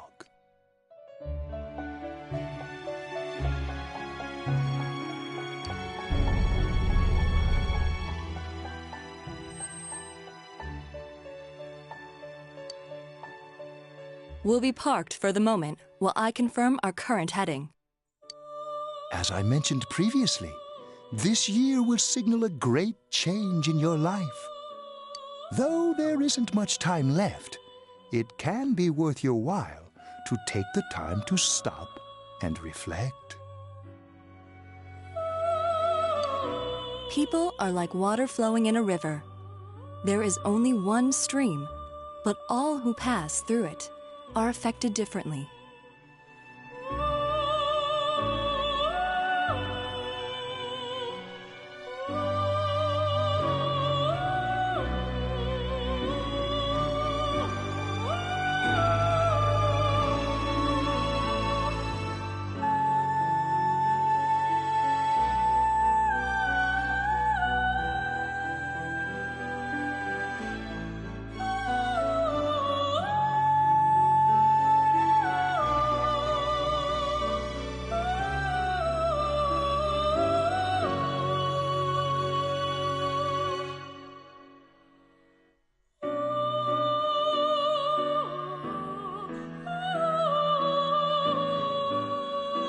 Some travel fast. Some change their course, experiencing countless events as they travel down the river of time. Just so. The state of this room reflects the scenery of your heart. Perhaps this may be a time for contemplation rather than action.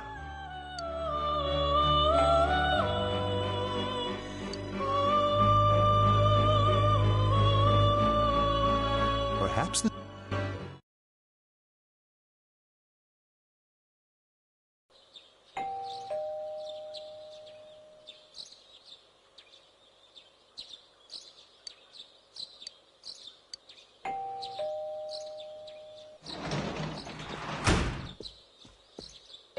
Teddy's missing. I looked all over the neighborhood, but I couldn't find him anywhere.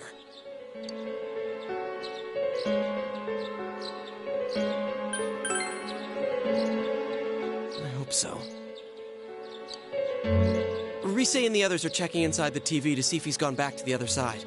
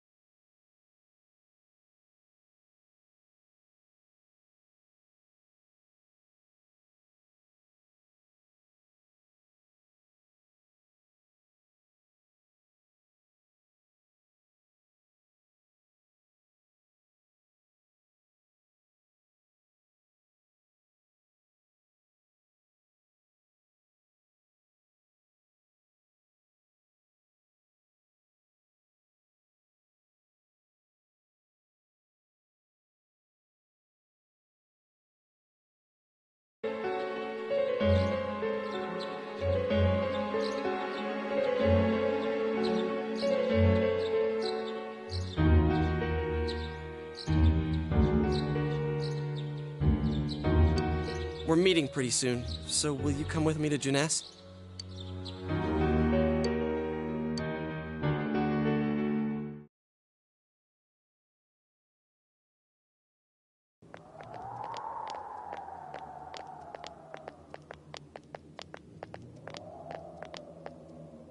It's no use, man.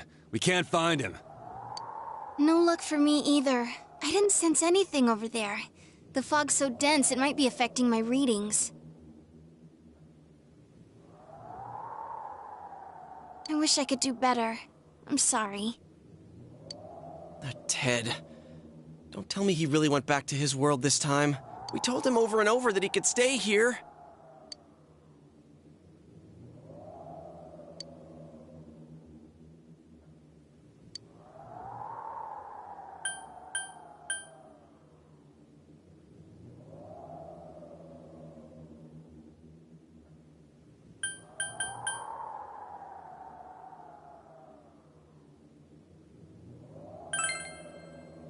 I guess that's all we can do right now. He plays dumb a lot, but he's attached to us deep down.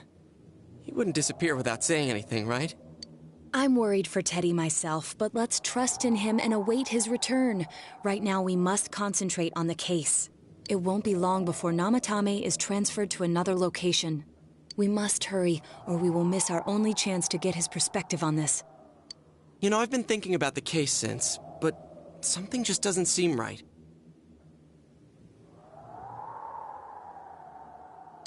Let's quickly review the facts.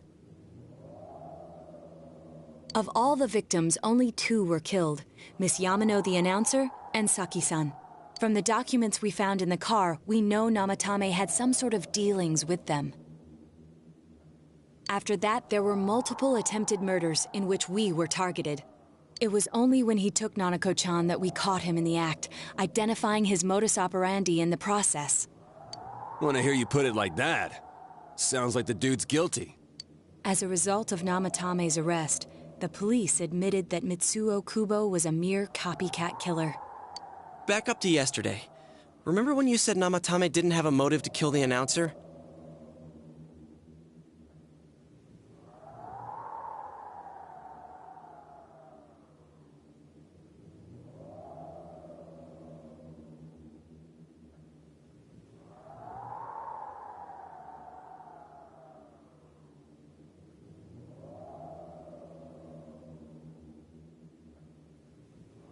That's what's bothering me. Right. Either he's completely nuts, or we're misunderstanding something. You lost me. She's trying to say that if Namatame is sane, then there may be facts in the case we don't know about yet. Sane or insane? Sounds like a play I saw before. When he talks about saving people, what does that actually mean? I don't think there's any doubt that it includes kidnapping people and throwing them into the TV. Could he mean saving them through death?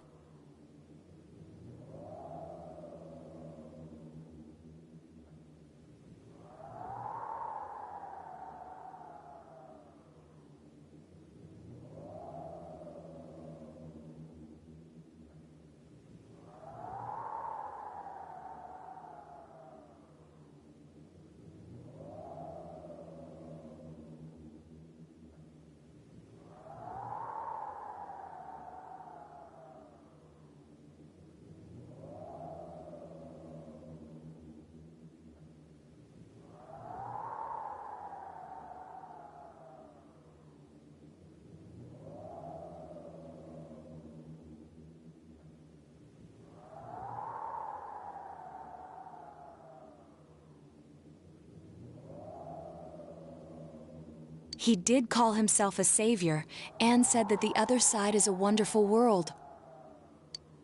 So they'll be saved if they die? What a bunch of crap! The bastard should have gone and saved himself! What do you think, Senpai?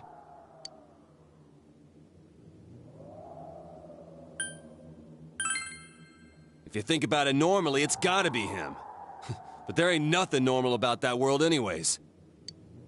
There's something I've been wondering about for a while. When we first encountered him, he said, "You're the ones I saved. Don't worry, I'll save this girl too." So, if he saves people by killing them, did he save us too? Wouldn't he actually have failed to save us? You raise a good point. If he thinks that salvation comes only through death, his words to us make no sense. And another thing, the Namatame who appeared on the Midnight Channel said he failed to save Nanako-chan.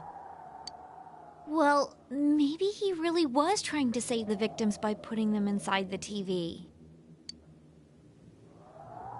Come on, don't get all quiet like that. You guys know I just say the first dumb thing that pops into my head. The possibility that he truly intended to save us.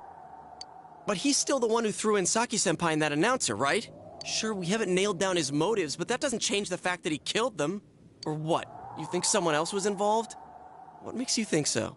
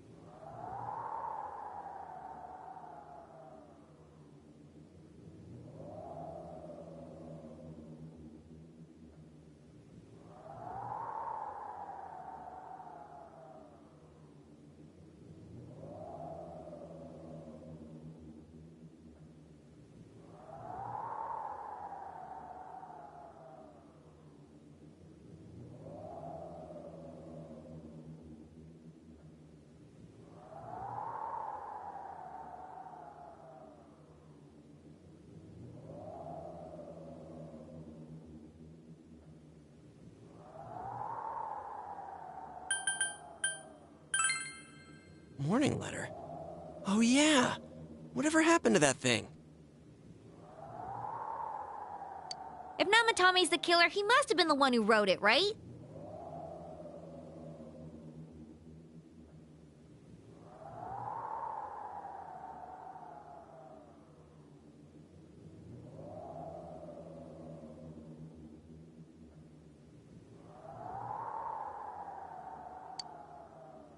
Let's review them.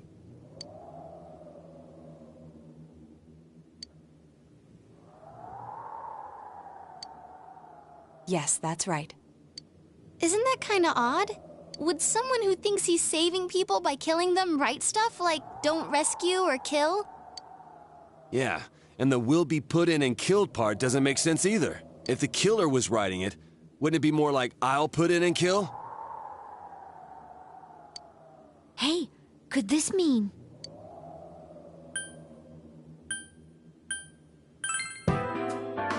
Yeah, it's almost like someone else wrote this letter. But only the killer would write such a letter and deliver it to Dojima-san's house, right?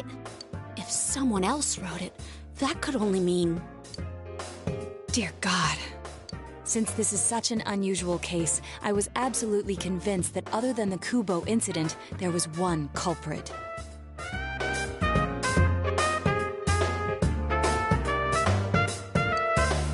So Namatame really was trying to save his victims? Everything is exactly the opposite of what it first seemed.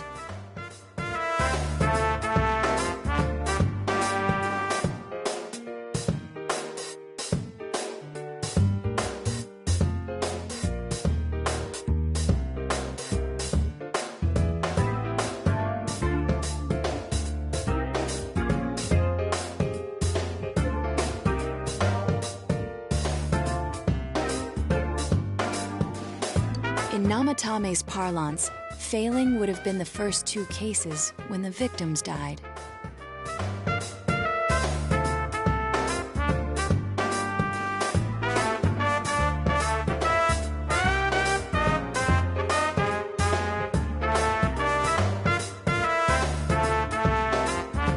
If he had used his method twice and failed both times, he would hardly have continued using the TV.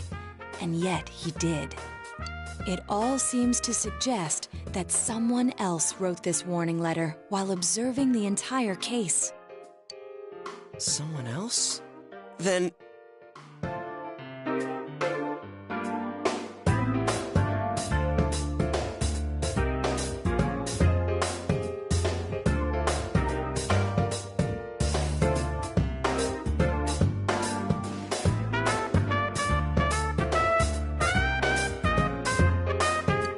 wasn't Namatame that killed Saki-senpai and the announcer? We can't say for certain yet. We urgently need to speak with Namatame face to face.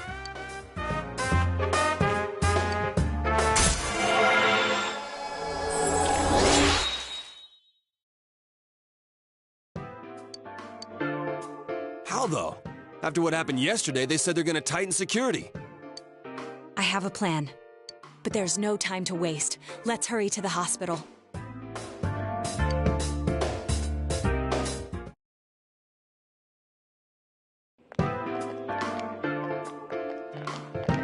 Hey, this place is off limits. I'm a consultant with the police. I'd like a few words with Namatame-san. May I go in? This is Unit 252, requesting confirmation on an ID. Name of Naoto Shirogane. Huh? Ah, understood. I see. Well, you're on the list. I can give you a few minutes, but I'll have to record your conversation with him for security purposes. Not that I expect you'll get anything coherent out of the guy. He's been spouting nothing but gibberish. I'd like him to accompany me as well. He has no identification, but this is an emergency situation, and he's here in Detective Dojima's stead. Huh? Detective Dojima sent him? I wasn't informed of this.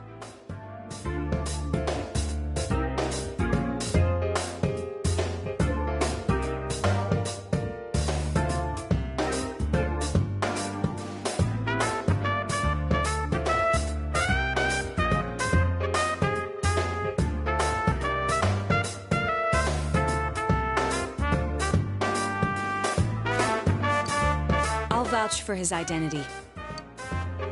Well, I guess it's better than dealing with the man himself. We have our hands full with the transport procedures, so the last thing we need is Detective Dojima running wild.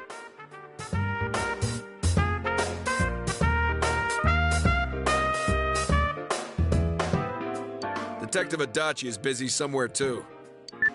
This is Unit 252. Huh? I see. Has something happened?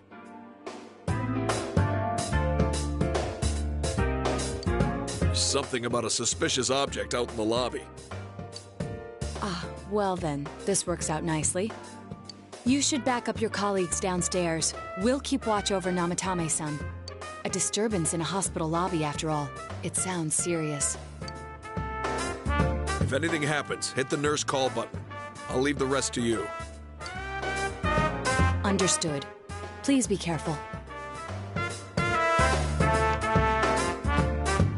I knew they were undermanned, but I didn't expect it to go this smoothly. Wow! There's nothing much inside that suspicious object, so he won't be gone long.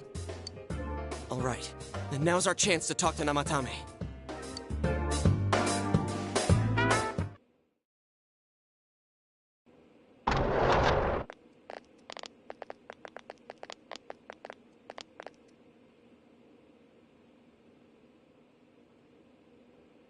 Namatame-san, there's something we'd like to ask you.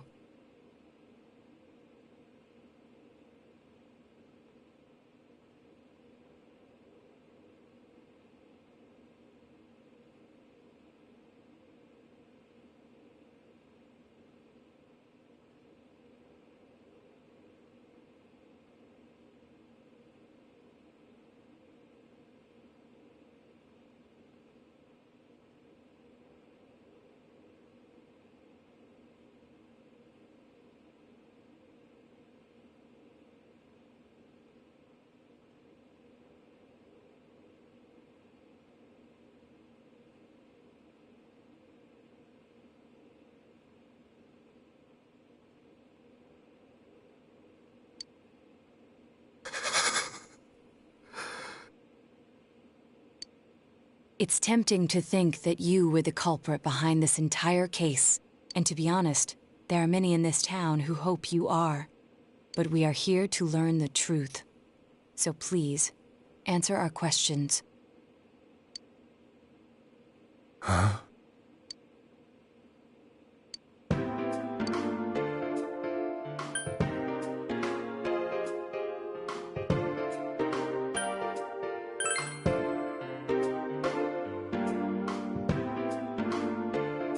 Huh? Me?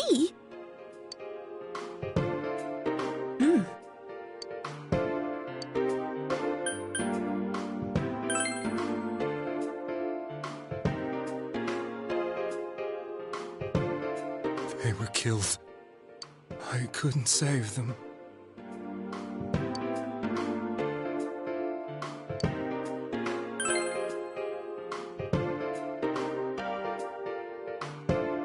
No. If nobody saves them, they'll be killed. That's why I put them in there. Then tell me if my estimation is correct so far. After discovering the Yamano and Konishi incidents, you realized an appearance on the Midnight Channel meant certain death. Thus, to save her from that fate, you kidnapped Yukiko Amagi. You couldn't let her be killed, so you threw her into the TV, preventing the killer in this world from reaching her. And you repeated the process as more individuals appeared on the Midnight Channel.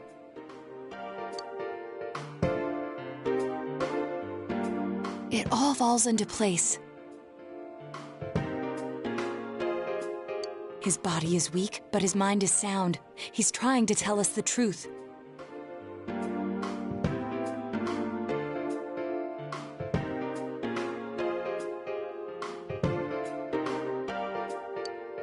Yeah, but if the stuff he's saying is true... There's another killer who murdered the first two victims?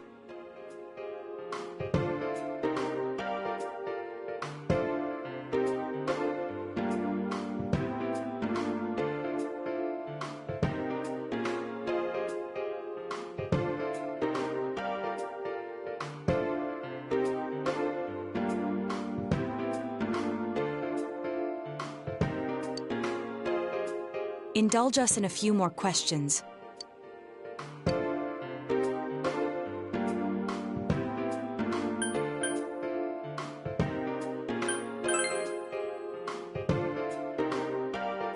I have no idea. I want to know that too.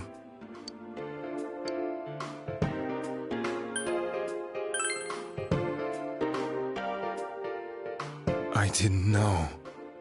I never thought it would be that kind of place.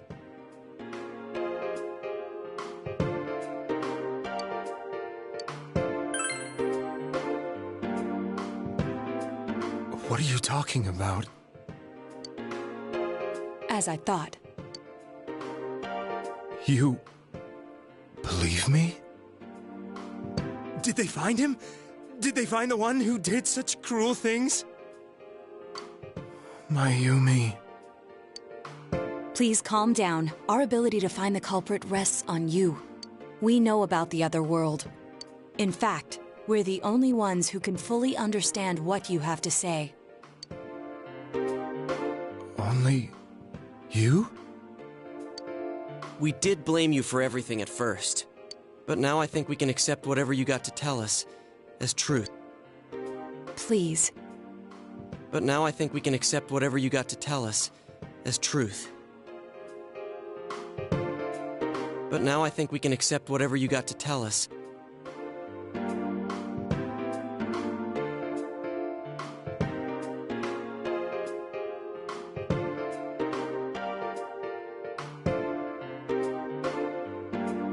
Tell us everything you can, calmly and slowly.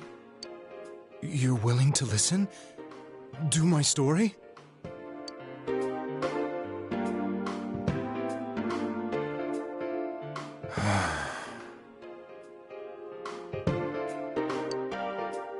All right.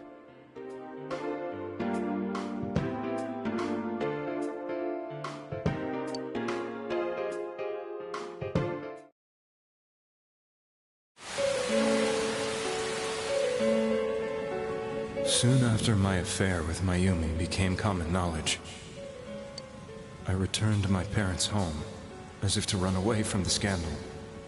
And I started drinking heavily to drown my anxieties. I hadn't been able to reach Mayumi at all, and that didn't help either.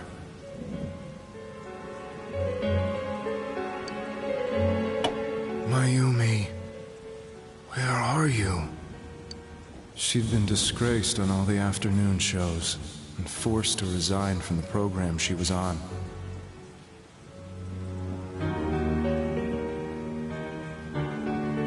I caused her so much trouble. I wanted to at least apologize to her, but I couldn't even do that.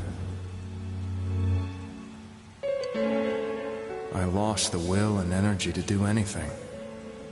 Then, one day, the rumor I heard some time ago came back to me. Since I had nothing better to do, I sat down blankly in front of the TV and watched my own reflection. And all of a sudden, there was Mayumi. Mayumi? Is that you? The Mayumi inside the TV looked as if she was calling to me for help. Mayumi? Mayumi! When I reached out unthinkingly to touch her, my arm disappeared into the TV, as if I had dipped it into a pool of water. I was so shocked that I lost my balance and nearly fell face first into the TV.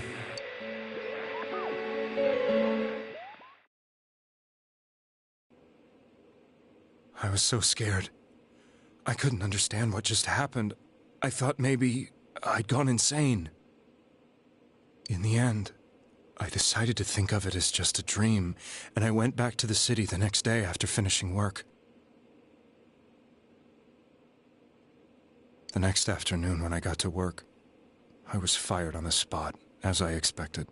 That wasn't what broke me, though. It was Mayumi being found dead. And not just that, but it had happened in my hometown.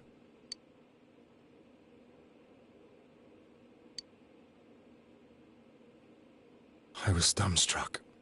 But later on, I remembered the image of Mayumi I'd seen that night.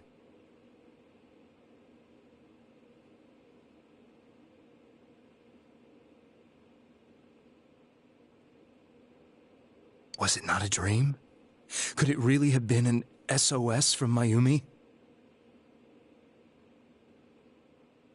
I hadn't touched another TV because the first time was so terrifying, but I decided to try it again. And I confirmed that none of it was a dream. So that image, was it something Mayumi showed me, calling for help? That's how I felt. And eventually, you learned of the Midnight Channel. I remembered that when Mayumi was alive, she was chasing a rumor about some bizarre TV program. I'd heard about it before, but I thought it was just an urban legend. But then Mayumi appeared on it, and later turned up dead. The more I thought about it, the harder it became to believe that the two events were unrelated. Soon after that, I came back to Inaba to answer the police's questions. I'd lost my job, and I wanted to know the truth of Mayumi's death for myself. Then, on another rainy night, someone else appeared on the Midnight Channel. It was a girl. She looked like she was calling for help, just like Mayumi. The first thing that came into my mind was, maybe this girl will be the next to die. And that was Saki-senpai. I'd been following all the news about Mayumi, so I noticed right away that she was the girl who found Mayumi's body. And if my hunch was right, she'd be the next victim. I didn't want her to die the way Mayumi did. So I desperately kept watching. I was consumed with the idea of rescuing her. Then, little by little, her image on the screen came into sharper focus. It became sharper? How did you find out it was her? After I came back, my father couldn't bear to see me in such low spirits, and gave me a job with the family business. I met that girl when I delivered a package to the liquor store.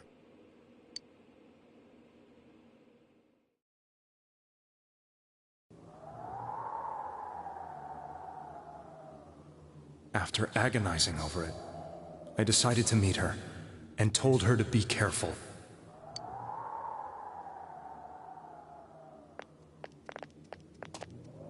But that same night, on the TV,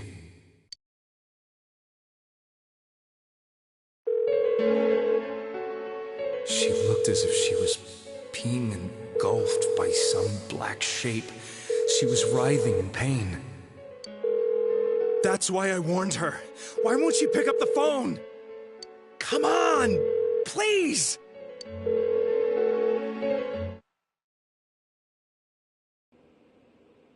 The next day, they found her dead. I knew she was going to be murdered, but I couldn't save her. I blamed myself, thinking there must have been something I could have done. There was no one who depended on me. Nobody at work, not even my wife. Mayumi was the only one who accepted me for who I was. But she was murdered, and the same person killed another girl. I was beside myself. I couldn't forgive myself for doing nothing. You really did love Miss Yamano. Yes, from the bottom of my heart. Before I was married, my wife made it big in show business. I was happy for her, but it put a strain on our relationship. I think I can kind of relate. It was around that time when I met Mayumi. She was interviewing our candidate for the next election. She was a big-name announcer, but she only worked with local stations, and her attitude towards work was similar to mine. We both came from Inaba, so she was easy to talk to. I knew it was wrong, but I couldn't help getting intimate with her. She gave meaning to my life. Soon after Saki-san was found dead, yet another girl appeared on TV. That was you.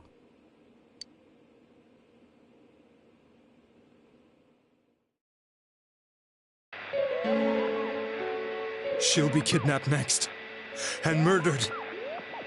I can't let her end up like Mayumi and that other girl. This time, I'm gonna do something. My opponent was a murderer who left no clues to his identity. I thought hard about what I could do to protect her from someone like that.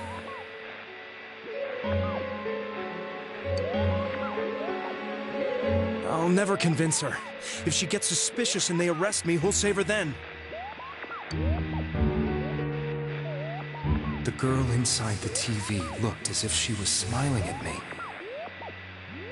And that's when it hit me. I apparently had the power to go through the TV screen to the other side. Then, what if I put her into the TV and give her shelter there before the killer gets her? What are you trying to tell me? That it's safe over there? Is that it?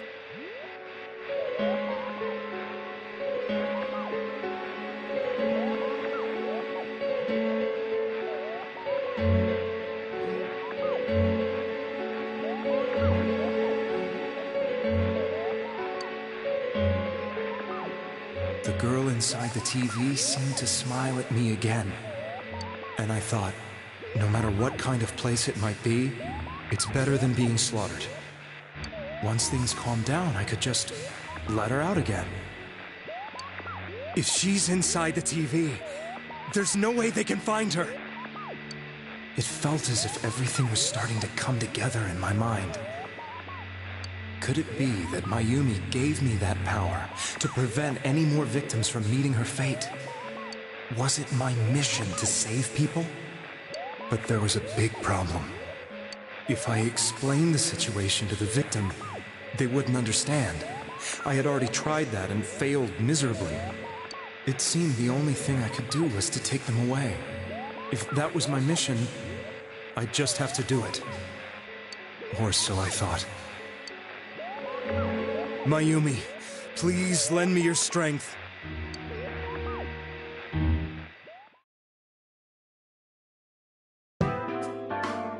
So, since you thought people who appeared on the Midnight Channel would be killed, you kidnapped us in order to save us. Mission? Give me a break! You never stopped and wondered about any of this? I thought I was the only one who could help them. I did call the police, but they didn't believe me. I knew the area well, thanks to my job. I had a large truck, and I could move around without suspicion. I thought my job as a delivery man would be the perfect cover for my mission. I thought no one else could do it.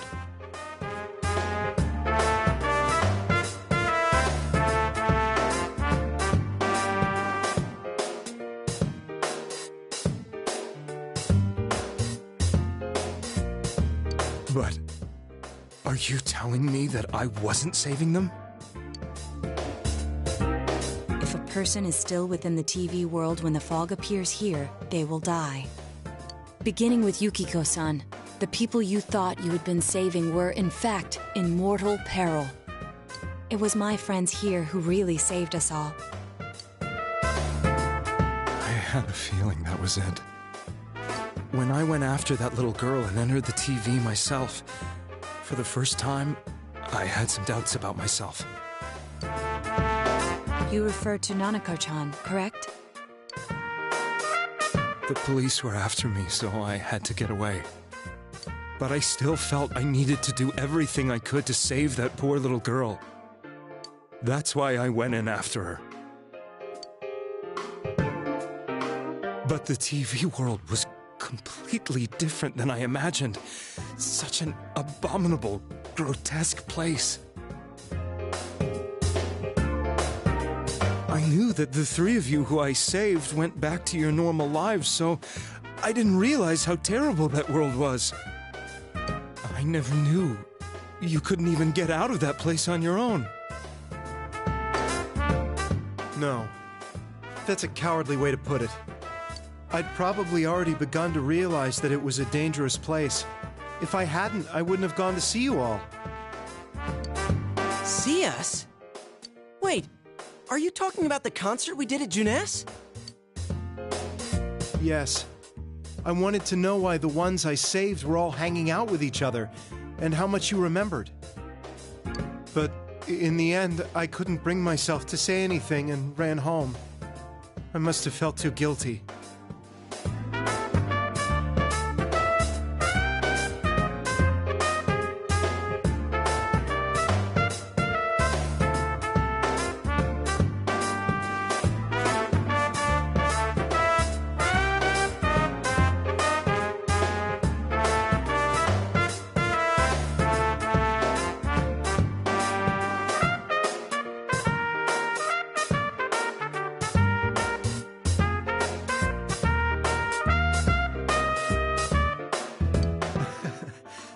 But all the doubts and anxieties I'd been unconsciously suppressing exploded out when I entered the television myself. I thought I was going insane. I probably did. And you know the rest. When I came to, I was lying in a hospital bed. You really were trying to save people. But I ended up doing just the opposite. What a fool. I always wanted to enter the world of politics and become useful to society. But after losing my job and the woman I loved, all I had left was this power. I convinced myself that world was some sort of sanctuary, and I secretly believed myself to be a hero.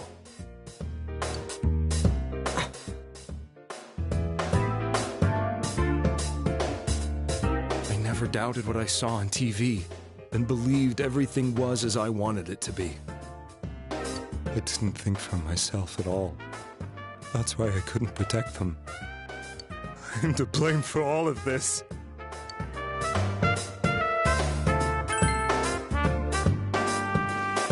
I suppose so. But the things I've done are too serious to be brushed aside like that.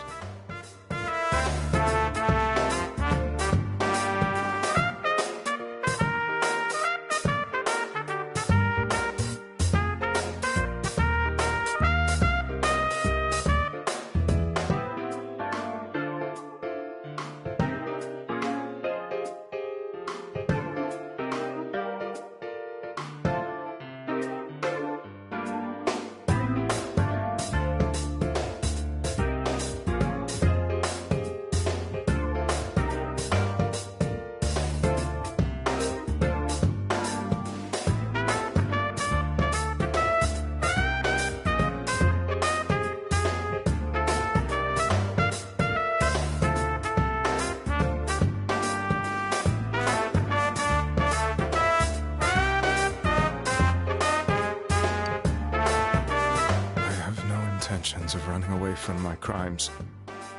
I'm prepared to face the consequences. Kidnapping is already a serious crime, and on top of that, I put all those lives in danger. I'm sorry.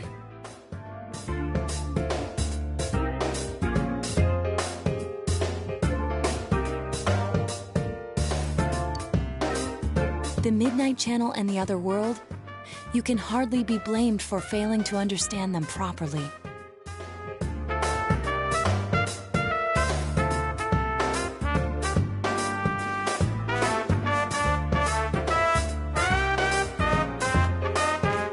We must apologize to you as well. Had we let our emotions blind us to the truth, we would have piled all the responsibility on you. I guess from your point of view, people did stop dying once you started saving people.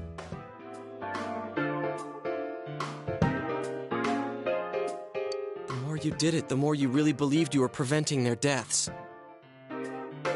I'm such a joke.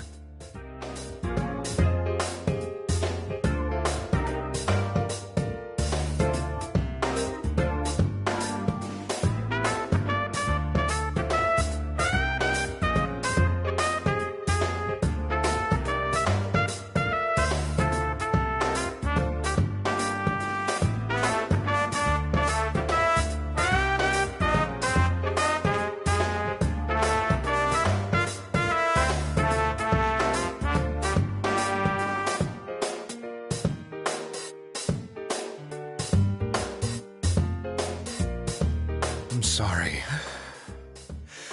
I'm getting a little tired. What are you all crammed in here for? My apologies. We'll be leaving now. Wait. I beg you, please, find whoever's behind this. You children are the only ones who know about that world.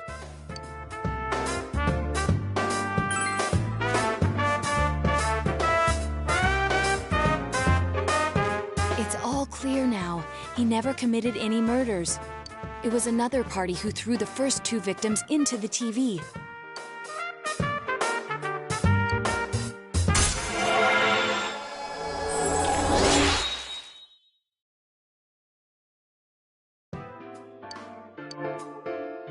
Now get out of here! I told you, he's almost ready to be transported. We can't have anything else happen. Sheesh. I better not see you rascals here again.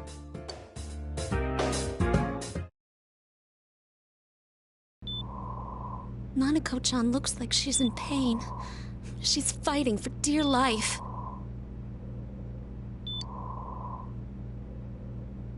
This was the last place we saw Teddy, right? He was so worried about her.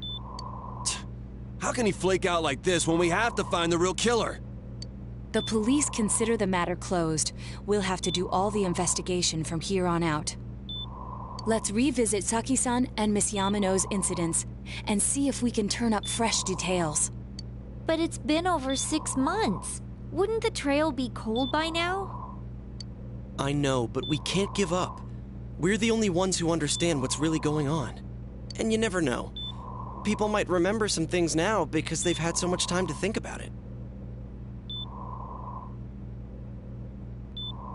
Let's split up and talk to people all over town tomorrow.